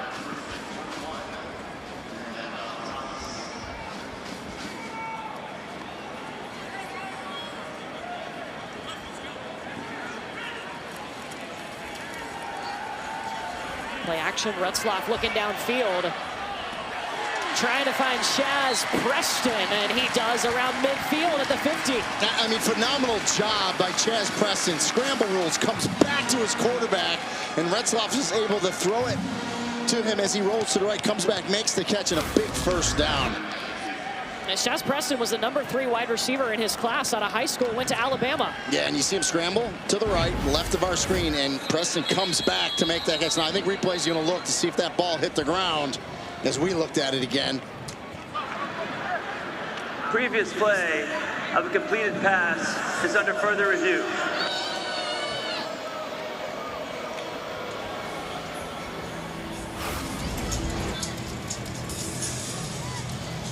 Let's take a look at it as well. You know, I think his arm was under it. I do too. So I think, you know, they probably saw the ball bounce up, but as long as it hits your arm and bounces up in your chest, that's fine. And sound like a broken record, but of course replay has to have clear and obvious. It was called a catch on the field, and I don't see anything clear and obvious to me, Courtney, that tells me that ball hit the ground. No, that looks like a catch to me. And remember, in the American Conference, they have collaborative replay, so they're communicating with a crew at DV Sport headquarters in Pittsburgh about every replay call. Jonathan Swabeck is our replay official here in New Orleans.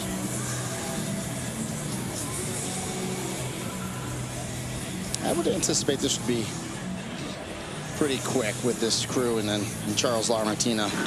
After further review, the ruling on the field is upheld. Completed pass, first down. Yeah, we tell them every week, Court. Just listen to us. We'll speed it up by I do not think that we tell them that every week. Well, I do. Speed it up by about 45 seconds. No, it was a good job there. And I get why you stop and look at that one, because it does, ball bounces up, but arm was clearly under. Really nice job by Chaz Preston.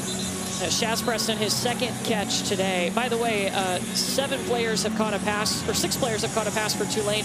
In their last game, it was 12. 12. So they're underachieving a little there, too. It's just one of those games, right? And you know, whenever you play Army, it's just the possessions are limited. And that's why they talked about playing every play. Every play matters. Tulane looking for touchdowns on back-to-back drives if they can score on this one. Swing it out into the flat to Bryce Bohannon. And clock winding down here. Talked about Bohannon being probably Retzlaff's favorite receiver. They have a great relationship. Just a little wide receiver screen. You got a teammate out in front of you. And they hand it off to Maurice Turner, and that should take us down to the end of the quarter. Casey Larkin with the tackle. A third down on the way for Tulane. We've seen both teams score their first touchdowns of the game in this third quarter. We're tied up at 10 as we move to the fourth.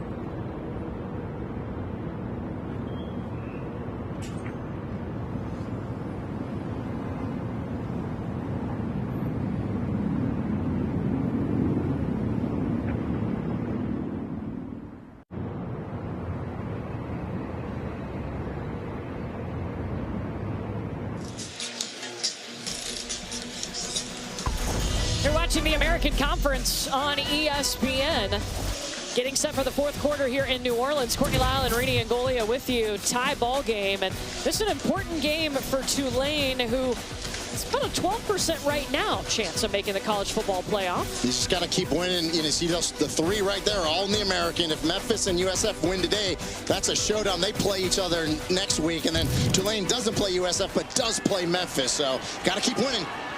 I feel like the winner of the American is going to go to that college football playoff. So an important game for Tulane. They also could become bowl eligible today. Third down, zipping a pass is Jake Retzloff over to Anthony Brown-Stevens to convert the first down and more to the 28-yard line. Man, Brown-Stevens just sits right in the zone. Good protection up front. Retzloff had a ton of time and zips it right in there. Nice throw. Best throw of the day for Retzloff. 18-yard pickup, Maurice Turner, ground game. Mark to the 24-yard line. Caleb Fortner with the tackle. And I'd lean on Maurice Turner here a little bit. Try to get him going. Some juice out there for this offense in the run game. Just the fourth appearance of the season for Turner, who's battled injuries. Oh, Retzloff was looking for Bryce Bohannon, who got tripped up. And man, Casey Largan almost had himself an interception. Yeah, I don't know if he got tripped or he just slipped. We're going to get a look at it here. He's right in the slot, 83. Comes out of his break and just stumbles. Oh, yeah. And that's, you know, that's timing, right? Because Retzloff doesn't expect him to fall. He's letting that ball go as he goes to the ground. And luckily for Tulane, doesn't get intercepted.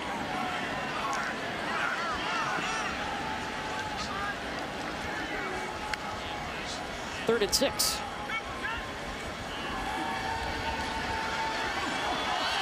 Omari Hayes. And that one is picked off in the end zone by Casey Larkin. Larkin just playing center field. Defensive coordinator Nate Woody dials up a blitz. Really, Tulane does a nice job up front giving Retzloff time. He tries to slip it in there, and it gets intercepted. And that's Jake Retzloff's first interception that he's thrown of the season. And it's just, that's a hard pass, Court. He's trying to get it over Colin Madison, the one safety that's underneath coverage. And you got Casey Larkin, the other safety on top. He tries to fit it in there, just can't do it. It sails a little bit, and Casey Larkin sitting right there, the recipient of that overthrow. And coming into this game, Jake Retzloff had the third most attempts without an interception. That his first of the season, and Army has their fourth INT of the season for this defense. And that's why I would have loved them just lean on that run game a little bit with Maurice Turner or even Jake Retzloff in the run game. Cale Helms and the offense back to work. They were stopped on their last drive. And remember, too, Tulane talked to us about you have to take advantage of every opportunity, and there's one that slips by. Yep. You got to get a stop here because Army can hold the ball forever. Yeah, absolutely.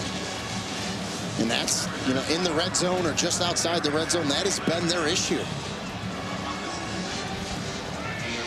There's Greg Gasparotto, the defensive coordinator, thinking, all right, guys, let's go. Let's get another stop. We got to get the ball back for our offense.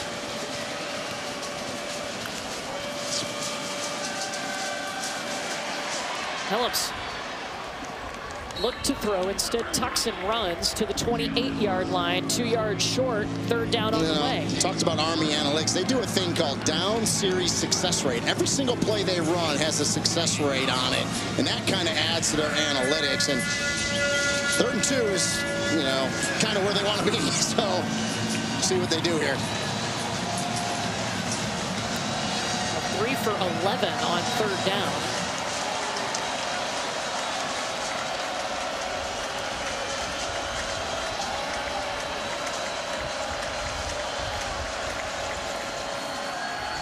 Helms is going to look to pass. Now he's going to go. Converts the first down. Almost gets to midfield. Starts his slide at the 45 before Chris Rogers gets there. And that's how you know, I talked about being a running back first. It looked like he had a receiver. I believe it was Brady Anderson again. Had a step. Most quarterbacks are going to let this thing go, but he sees green turf in front of him and just takes off, and wisely so. Really nice run for Cale Helms. Helms picks up 17 with his legs. 27 carries for Cale Helms today. He had an Army record 41 carries against K-State, his first career start.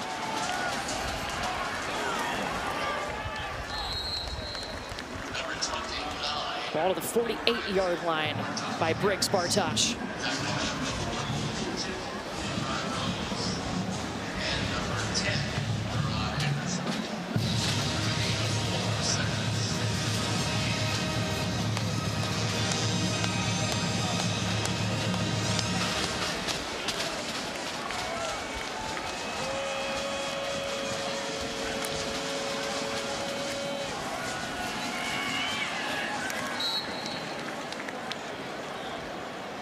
And look at there, 3rd and 2 again. Oh, and Brian Dyer, one of the tight ends for Army, is down on the field.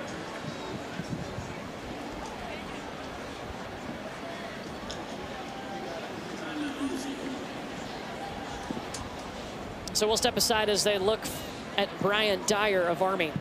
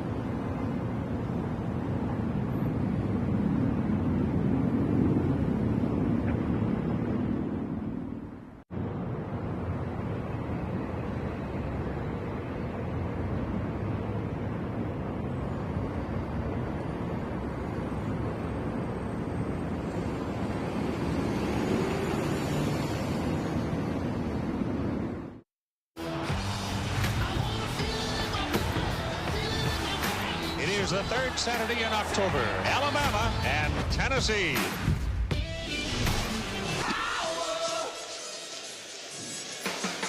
Got some good games on deck for today. Tonight, 3rd Saturday in October, Tennessee and Alabama. How about Keith Jackson there, huh? You know, you're a Tennessee grad. My wife's got a degree from Alabama. I got to kind of play it in the middle tonight. No, you don't. I got to go with my wife. Army's got a 3rd down here in the second half. They're 4 for 5 on 3rd down. Gail Helms bouncing around to the outside. He's got it. Army got a big stop. They picked off Retzlaff in the end zone to start this drive for their offense. And then again, get it in 3rd and short, right? It looked like Tulane was going to stop them. And all of a sudden, Helms just comes out the other side of the line and picks up a couple yards. And just like that, keeps the clock churning. Another 1st down, fresh set of downs here for Army. Helms has gone over the 100-yard mark in this game. 28 carries, 103 yards on the ground.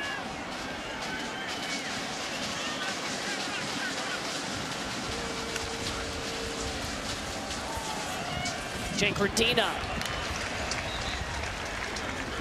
Gain of 2, stopped by Chris Rogers.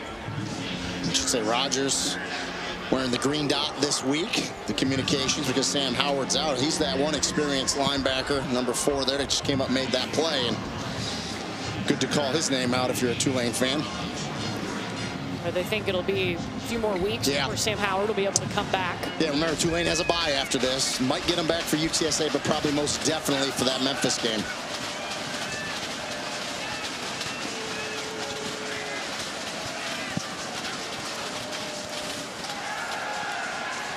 Helms looking to the air and looking to a diving Noah Short for the first down.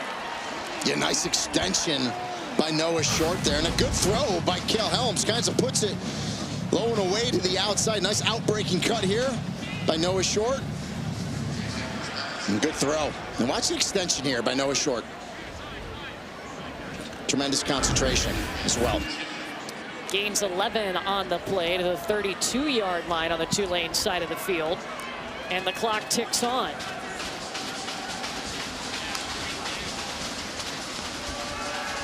Play action for Helms, has the ball knocked away. And I think Army was able to fall on it, but there was a scramble.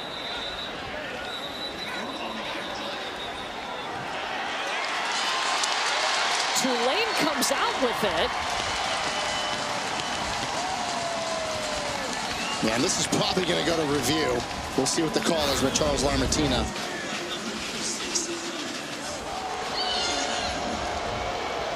Yeah, and they gave it back to Army. Remember, once you recover it and you're on the ground, it's dead. It can't get ripped out after that. But Tex Brandon fell on it. They say, yeah, it was recovered by him, Brandon, the tight end. And you see the hustle. Yeah, and right there, he's got a clear recovery on the ground, and then it gets ripped out. But replay will look at this.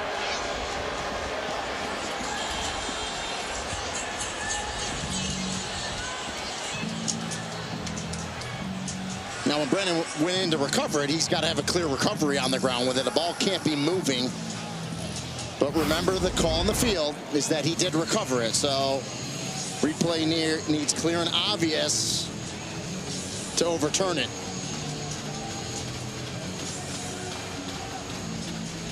And the ball gets slapped away from Helms. And right there's the recovery. And again, I don't see anything. Like right there looks like a clear recovery. I mean, I just don't know where you would change that call. Anything clear and obvious. It may have actually been moving in there, but you can't see it from our view. But it is a very big call in this game, so totally agree with replay looking at it to see if they see anything. A huge call when Tulane's offense, I mean, Jake Retzloff just threw his first interception of the season in the end zone. Army's trying to capitalize with points off of that. And in a game like this, if you're Cale Helms, you've got to protect the football. And you saw so you see the ball pop up there. You definitely see the ball there. So if they rule, after further review, the ruling on the field is upheld. Second down, Army. So nothing clear and obvious. Correct. And so when that ball popped up late, what they're saying is, well, it was already recovered, then it got knocked up in the air. So once it's recovered, you're on the ground, it's a dead ball.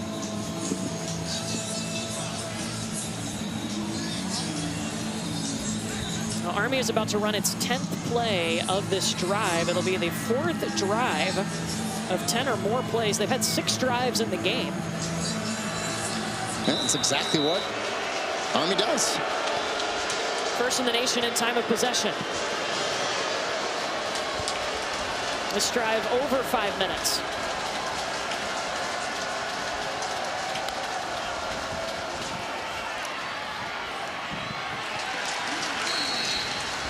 Helms marked at the 29, stopped by Santana Hopper. That's the first time we called Santana Hopper's name out. Coach is really happy with him. Came from App State in a transfer portal, been playing really well. He's very strong at the point of attack, is Hopper. Felt like he played in a similar scheme at App State, so he's able to pick up this defense quickly. 3rd and 7 on the way for Army. They're 5 for 6 on third down in this half.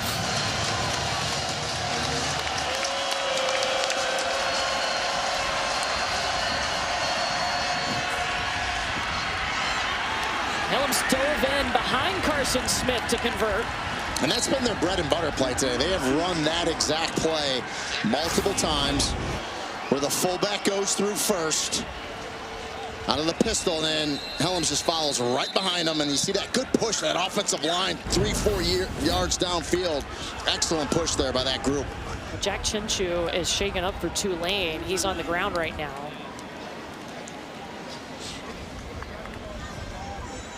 We step aside while they look at Chinchu of Tulane.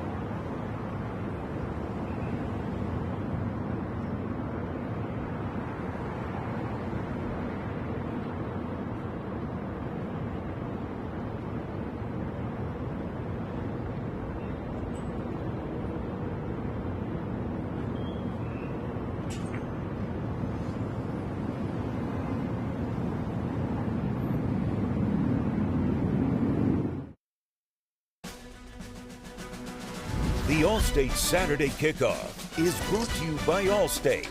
You're in good hands.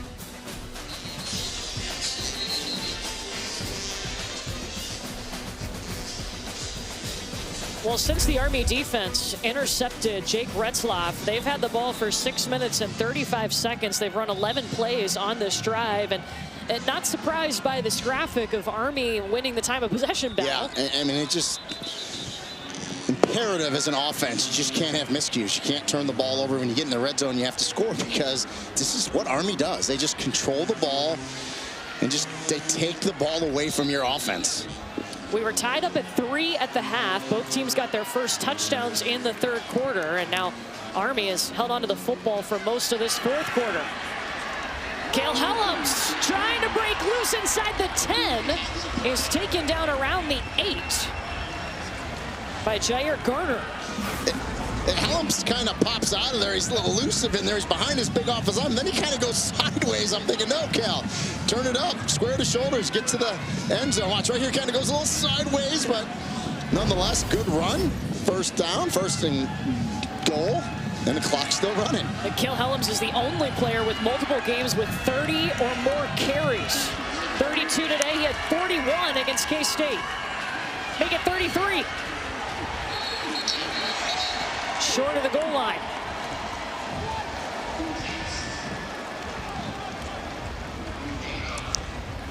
You said that was 33? Yep. Yeah, I think we're about to see 34. I think so. Right now. It's good analysis right there. Yeah, it is. And again, follow the fullback. You know, and that time it was Carson Smith. Listen, give them credit. Carson Smith, Jack Undina. Everyone's been, the offensive line been blocking really well at the point of attack. Little West Point push here, maybe, Court? Flag comes out.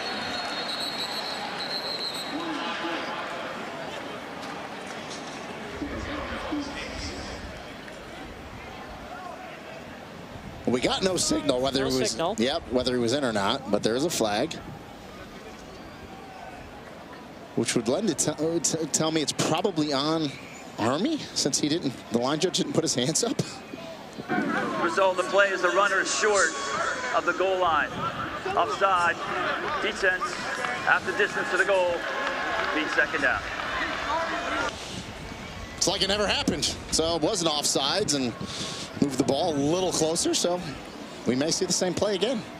But I almost think they're so bunched up, if you kind of go off tackle a little bit, not quite like a sweep, but just bend it out a little bit off tackle, I think you'll have a little smoother sailing, but we'll see. Well, now Kel Helms has Jake Rendina behind him.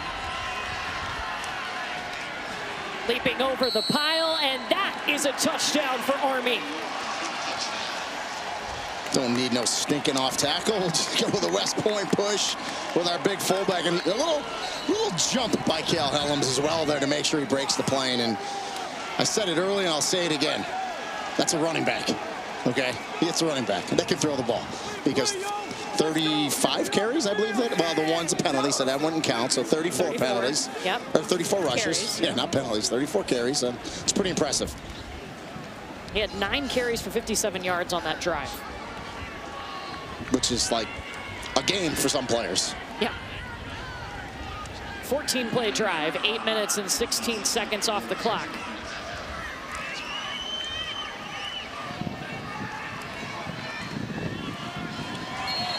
Dawson Jones hits the PAT. Army in the lead, 17-10. Well, it wasn't a huge jump, but a little bit over the top for Kel Helms. Army finishes off the drive. They lead it late here at Tulane, 17-10.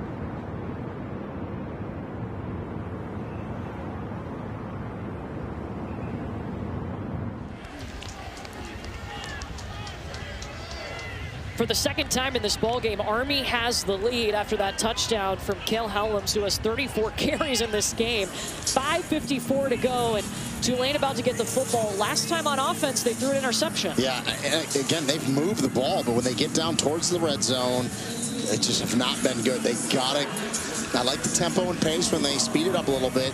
They got to finish a drive off. 1 for 2 in the red zone today. This one that booted into the back of the end zone. Well, AT&T keeps us connected with today's best moment. How about Cale Helms? Are you jealous of his position, Rainey? I am. Listen, 34, 35 carries. I would love that. The offensive line is working their tails off. The fullbacks, everyone's blocking for Army, and he's just like the Energizer bunny there. He just keeps coming at you. Look at 34 for 135, 2 TDs, and you know the average is down a little bit because he's playing quarterback. Some negative runs there, brings you back, but that's yeoman's work right there for Cale Helms today. He has been outstanding. Again, started fall camp as number 3 on the depth chart. Tulane will start this drive with a run, falling forward past the 30 to the 31-yard line, stopped by Caleb Fortner. Yeah, in no sense, you know, if you need to rush, I mean, they're going to go tempo because they're doing better with it, but like, you just got to go down and score and tie this game, and or dare I say, go for a win. Retzlaff completes the pass to Anthony Brown-Stevens. First down, steps out at the 40. Retzlaff had not thrown an interception all season until the last drive. And I think he just kind of forced that one in there. It was good defense. They had it covered underneath and on top by Army, but a good play there. Nice stiff arm, by the way, by Anthony Brown-Stevens. Love to see that. He's 15 of 20 today, 168 yards through the air.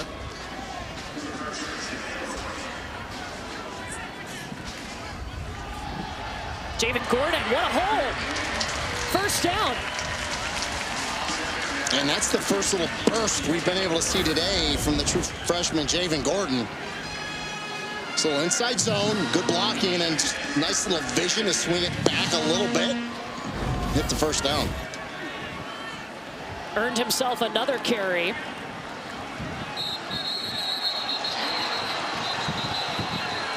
Flag out at the 40.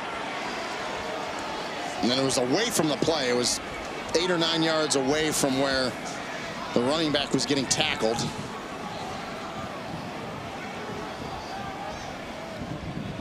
Reese Baker, the right tackle, was down there. There is no foul on the play. No foul on the play. Well, going back to Javen Gordon, you know, he's a true freshman, but the coaches have talked about how smart he is.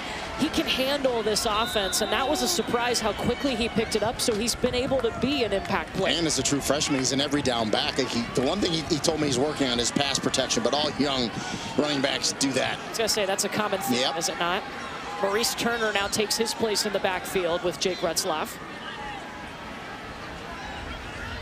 Preston in motion.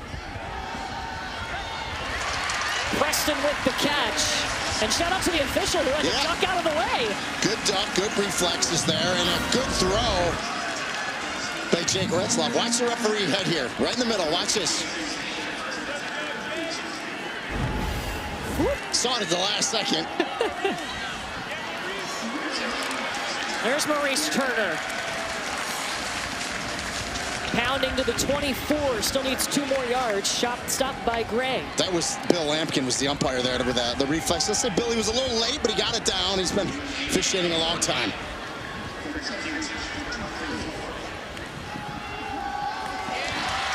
Anthony Brown-Stevens. Inside the 15 to move the chains. Jaden Mays with the tackle. And that's just good recognition, right? You got one-on-one, you got a little cushion there. Retzlaff gets it out there to Brown-Stevens quickly. Everyone kind of wanted a horse collar. He was on it, came off it, and his legs came through, so not even close there. When I say everybody, the people standing in front of me in the TV booth. Clock ticking, approaching that 3-minute mark. Both teams with all their timeouts plus the 2-minute timeout.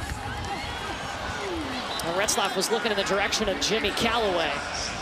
And that's just, again, timing's a little off on that one. I mean, he throws it inside like Callaway's going to break inside. But Callaway stops before the pylon looking for back shoulder, and it's just not there. Well, in the red zone, Tulane has struggled. No touchdowns. They've been there a couple of times, but this isn't something that's just been happening today. We saw it last week. Yeah, really bad. Last game, they really felt they dominated against ECU. Just could not score in the red zone, especially early. A pistol set here with Gordon behind Retzlaff. 3 wide receivers on the near side. Javen Gordon cuts back the other way, tries to spin out of a tackle, picks up maybe a yard. And they went wide zone there. You know, they do a lot of wide zone, pin and pulls.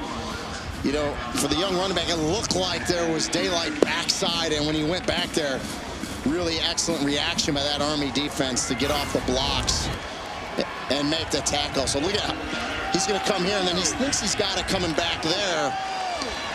And there's really nothing there. It looks there, but then you see that pursuit. Pascuzzi flips to the other end. Retzlaff's going to run. And it takes not just one, but a couple of hard hits. Caleb Fortner, one of those Army defenders, laying down the hit. And a big-time decision here at 4th and 9 for John Summerall. He's got all his timeouts plus the 2-minute timeout, but he's leaving the offense on there.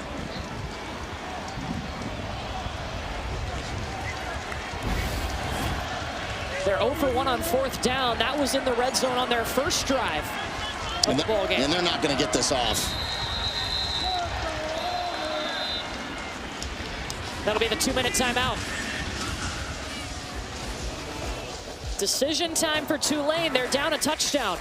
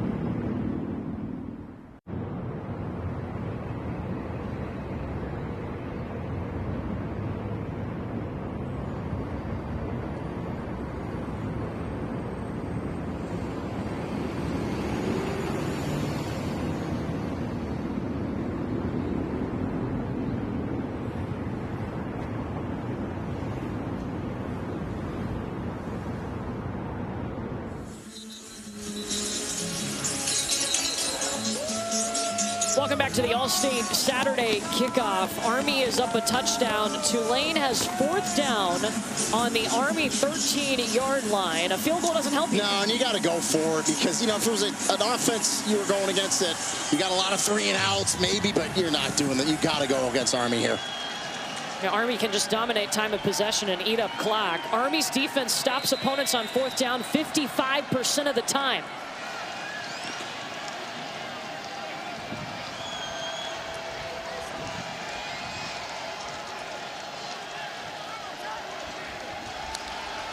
Retzlaff dropping back. Open in the end zone is Bryce Bohan and his go-to for the touchdown. And he's got his first career touchdown, the redshirt senior.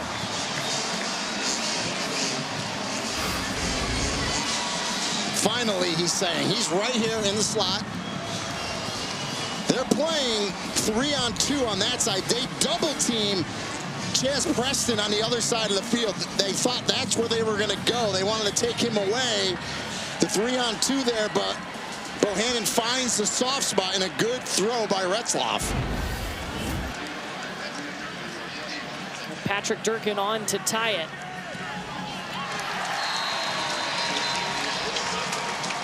$17 all. Minute 54 on the clock. Both teams with all 3 timeouts. And I mean, how about that touchdown, 4th down, 4th and 9, and you get the touchdown pass there. Big time play by Retzlaff and Bohannon. And like you said, his first touchdown, he's thinking, finally. And it couldn't have come in a bigger moment in his career. And he's got so much trust with Jake Retzlaff. In fact, Jake went to the offensive coordinator in their last game, Joe Craddock, towards the end of the game and said, look, Bryce has to be on the field right now. I need him on the field. Yeah, they had some drops, but Bohannon's that one. And we saw some, you know, not big yardage catches, but like some really nice catches today. He's got excellent hands. And, you know, when your quarterback believes in you and you have that, you know, good rhythm between you, it goes a long way. Just got his first career touchdown catch to tie up this game. And we should say, once Army gets this ball, we talked about it earlier, the wind is at their back. So if it comes down to a game-winning field goal, they're going to have a little bit more oomph behind them.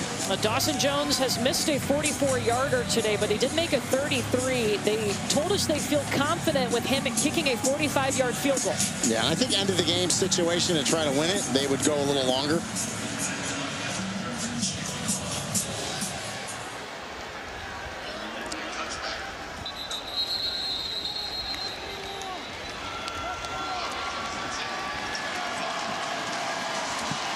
Well, this is just the start of the day, Rainey.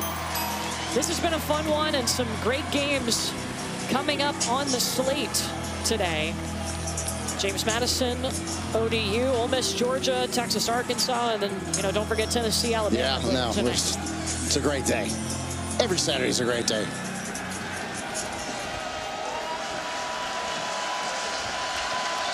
Cale Helms and Army try to drive down the field and win it.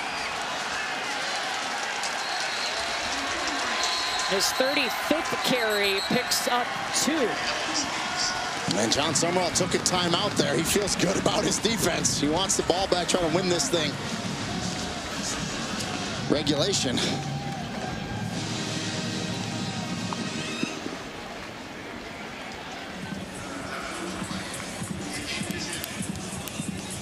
Well, this season, Army has played in 2 overtime games. They've lost both of those games.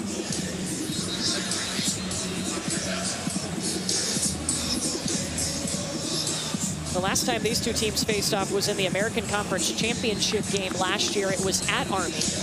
Army won its very first conference title, but these teams are so different from last year. Personnel is different for both teams greatly. So, yes, it's almost like two new teams playing. So Tulane with 2 timeouts left. Army's got all 3.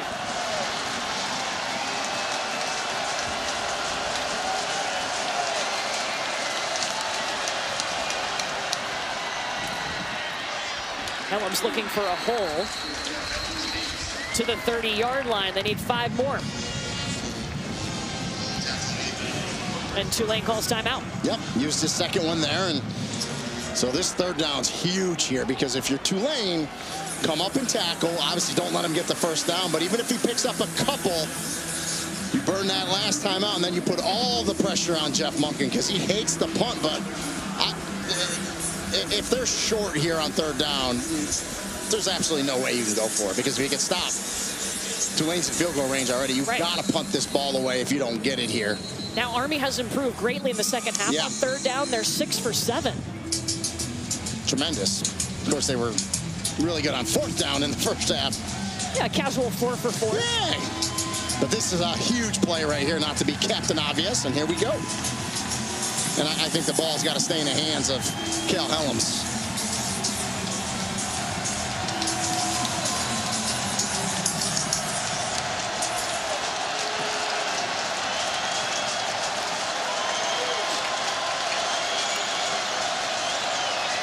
Helms does keep it. Met up by Chris Rogers for the stop. And Tulane uses its final timeout. And dare I say, could have you went to the well once too often. It's that same play they've had success in. Pistol set, fake it to the back, but let the back go, and then he's going to lead block. But look at the point of attack. Look at the penetration. And Chris Rogers, number 4, came up to make that TFL. We talked about him stepping up in that linebacker spot, especially with Sam Howard out, and he did it right there. Now you're going to force a punt, and you're going to get the ball back to the offense, and Jake Retzloff with about a minute and 30 left. And remember, no timeouts, but field goal wins the game, and the clock does stop after first downs.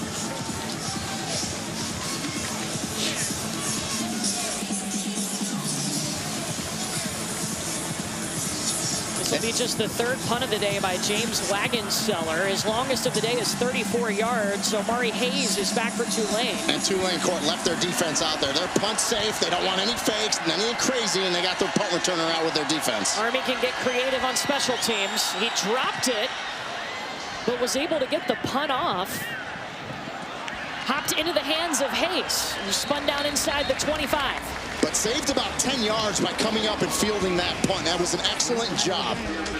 So for Patrick Durkin, their field goal kicker, their goal is usually the 38-yard line. His career long field goal is 50, and he has not missed on the season, 14 of 14. Yeah, I was on the field before the game. He was kicking 56, 57-yarders with the wind. Now they're going into the wind here, so we'll have to see. But, you know, if you're John Summerall and offensive coordinator Joe Craddock, you're thinking, let's go down and score a touchdown and win this game with a minute and 28.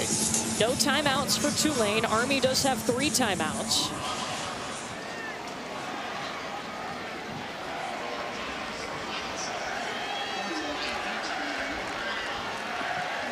Retzloff through the air today, 18 for 24. He's thrown a touchdown. He does have his first interception of the season. Bohannon in motion. Retzloff dropping back. Still looking for help. Checks down to Gordon. Gain of 3.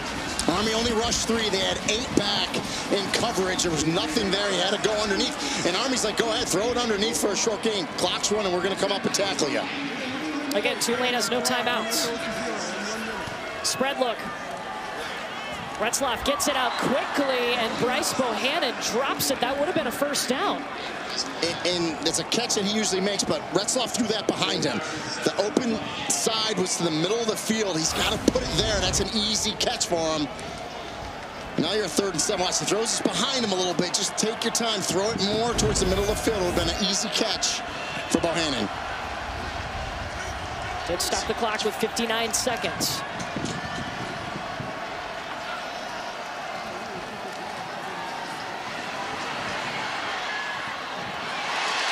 Retzloff running, throwing, and going right back to Bryce Bohannon. Well, and the funny thing was, Javen Gordon, the running back, was out there, and he thought it was coming to him. That ball buzzed by his head right to his receiver, makes the catch. Bohannon, and excellent throw by Jake Retzloff. 53 seconds on the clock.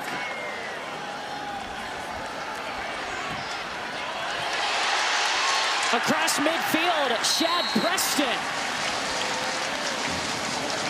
And Preston kind of dilly-dally. I'm thinking, get out of bounds, get out of bounds. Don't play in bounds. He luckily got out of bounds at the end, and that time Army sent a blitz. Good job by Tulane to pick it up, and a good throw by Retzloff. And Caleb Fortner is down at the 35-yard line for Army, attending to that right leg.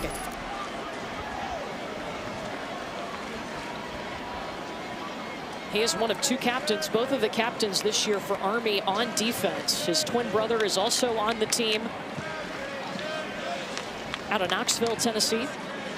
And he's you know, both those middle linebackers, Caleb Fortner and Andon Thomas, they're warriors in their leaders.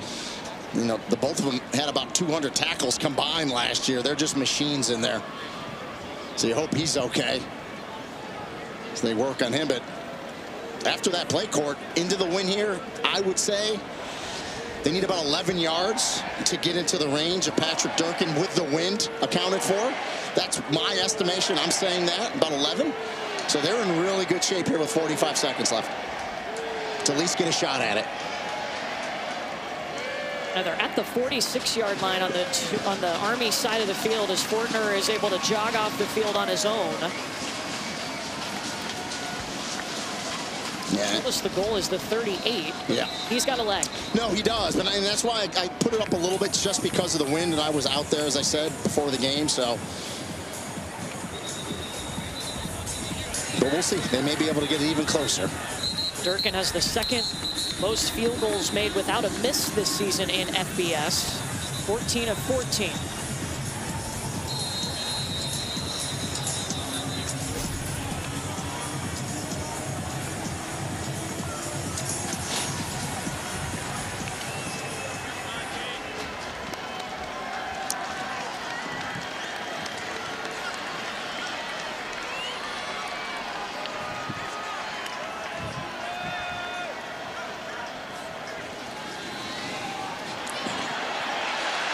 Retzlaff tucking and running.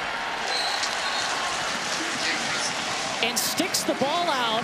Should be enough to move the chains. It is. Yeah, just great recognition by Jake Retzlaff there. Sees the defender's backs to him.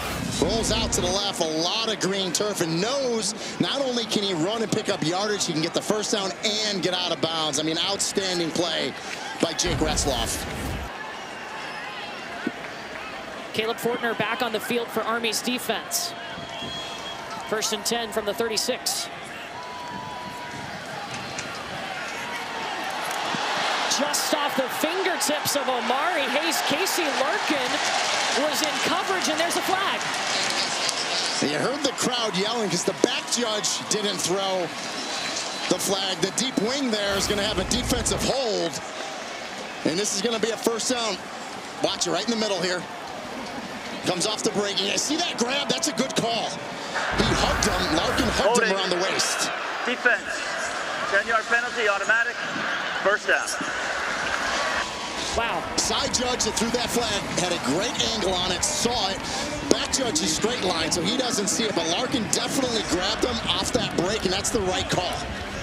Casey Larkin is the one that had the interception of Retzlaff in the end zone. If you're just clicking over to this game, Tulane driving, trying to win. It has been back and forth all game. Jake Retzlaff throwing towards the near side. Popped up into the air for Shaz Preston. Touchdown Tulane.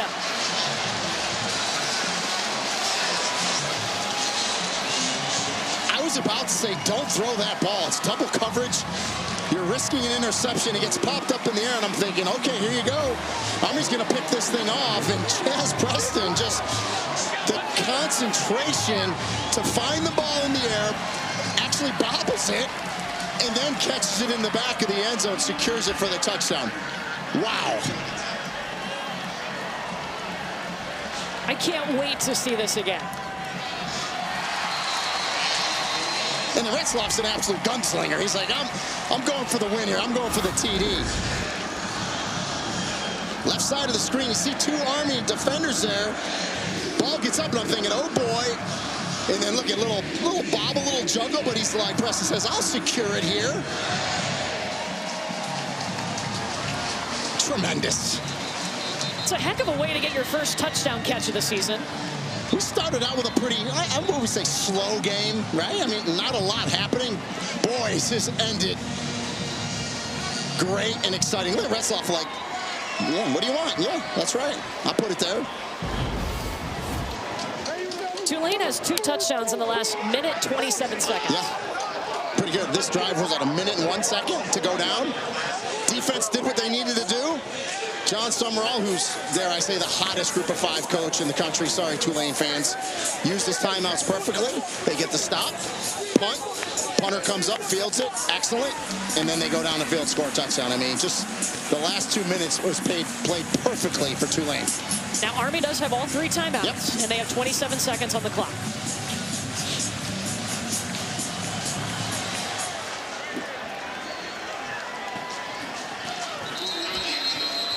And they showed some vertical passing game today. So, I mean, you got to do it now for Army. Well, Jake Retzlaff, in the second half of this game, 12 for 17, 159 yards. Yeah, he's got to see that one. Yeah, you got to watch him. Really, the one interception's the only bad play he's made today. Yeah. Other than that, he's played excellent. A quarterback who arrived just before fall camp. Quickly learned the playbook, has been ready to go. Now, Cale Helms trying to lead something for Army. Marked at the 28-yard line. And Army will burn their first time out, and that's fine with Tulane. Listen, you want to scramble and run again, we're going to come up and tackle you, force you to use your timeouts here. You just can't get beat over the top with anything if you're Tulane.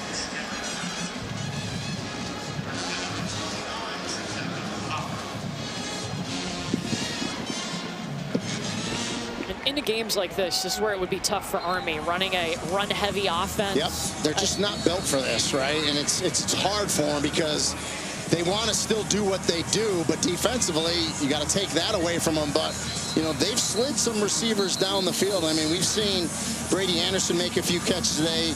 Noah Short really hasn't down the field. We've seen some intermediate ones, but with 21 seconds left, you got to take some shots vertical if you're on. You just have to. Put them in the shotgun, send your receivers long, and see what you can do. And you know that Tulane is looking where Brady Anderson is because he has been their deep threat today. When they've gone deep, they've looked for 84, just like they do now. Gets the first down, steps out of bounds, shy of the 45-yard line. And to me, that's almost too much cushion for Tulane because one more pass like that, you know, Dawson Jones will have a shot at it again. The wind's behind his back. So, boy, yeah, you want him, you know, bait him to throw underneath. But, boy, well, you that gotta was a lot. You got to have a touchdown. Yeah. Oh, that's right. What am I thinking? Field goal. Forget it. You need a touchdown. So, I take that back. You're fine with that. I'm thinking field goal. I'm out of it.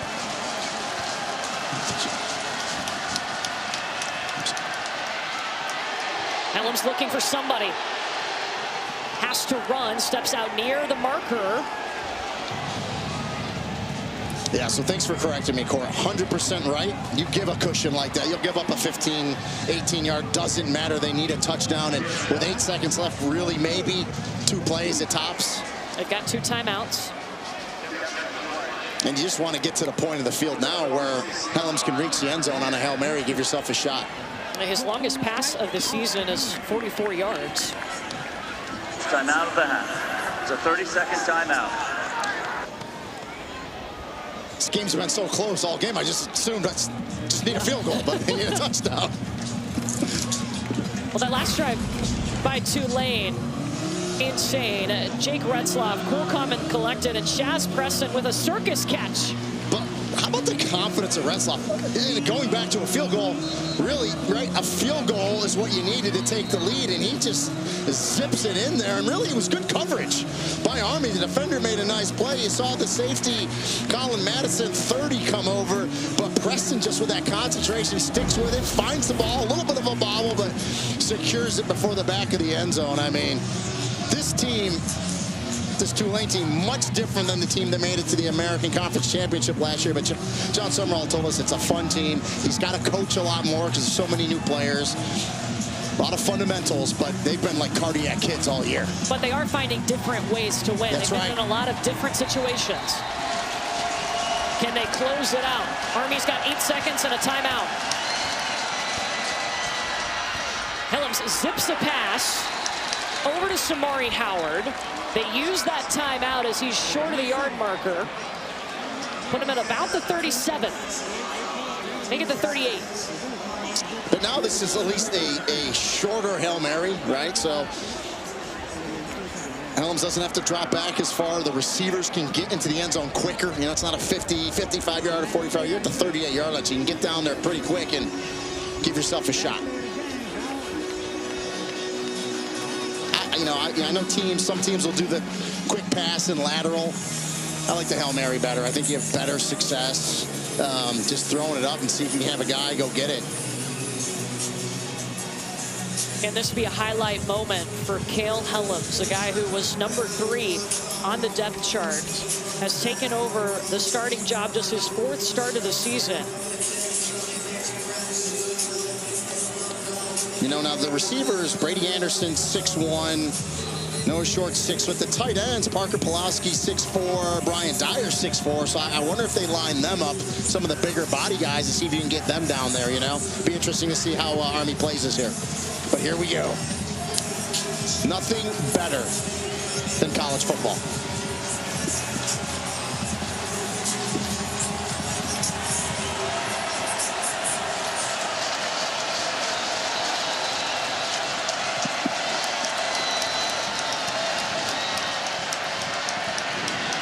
Helms chucks it from the 50. Swatted down. Game over.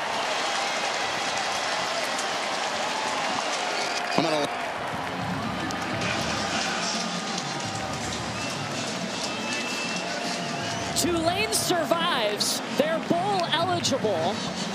And a shot at the American Conference title stays on the table, which means they could make the college football playoff. I mean, there was a time in that game when Army took the lead and you just felt like, okay, Army's got control of this game. They're winning this game. And all of a sudden, Tulane kind of woke up. Defense got some stops.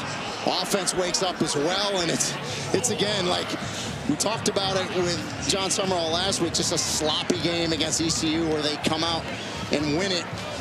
It's better to correct mistakes on a win than it is on a loss, and not so much that they made mistakes today. This was just a tough Army opponent they were going to, limited their possessions, but the perseverance, they fought through it right to the end, and then, you know, to go down and score a touchdown like that, just what can you say for Tulane and John Summerall? We've got to see the last touchdown again. Jake Retzloff heaving it up, and Shaz Preston with a highlight reel catch. And again, I'm in the booth saying, don't throw it, because the coverage looked good. It gets knocked up. The safety, Colin Madison, comes over, doesn't locate the ball, but Chaz Preston locates it. So, I mean, look at this tight window. He throws it in there, and you see the coverage. I mean, it was Jabril Williams, number 6 for Army. Good coverage. Safety comes over, but it gets tipped up, and the concentration by Preston to locate it, first of all. Then he kind of tips it once he locates it. Knows, okay, I'm getting towards the end of the back of the end zone, but he still secures it. Just what a way to win the game.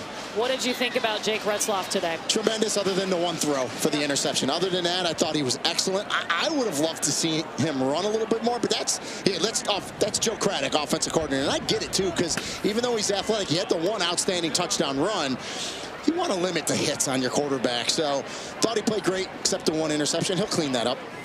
Where do you think this Tulane team stacks up in the American right now? You know, I think there's 4. It's a 4-horse race, if you will. I think you have Tulane, USF, which we've seen, Memphis, which we've seen, and I think Navy, that's sitting there at undefeated too, still has something to say. So I think the championship game is going to be 2 teams of the 4 that I just mentioned, and we'll see who comes out on top.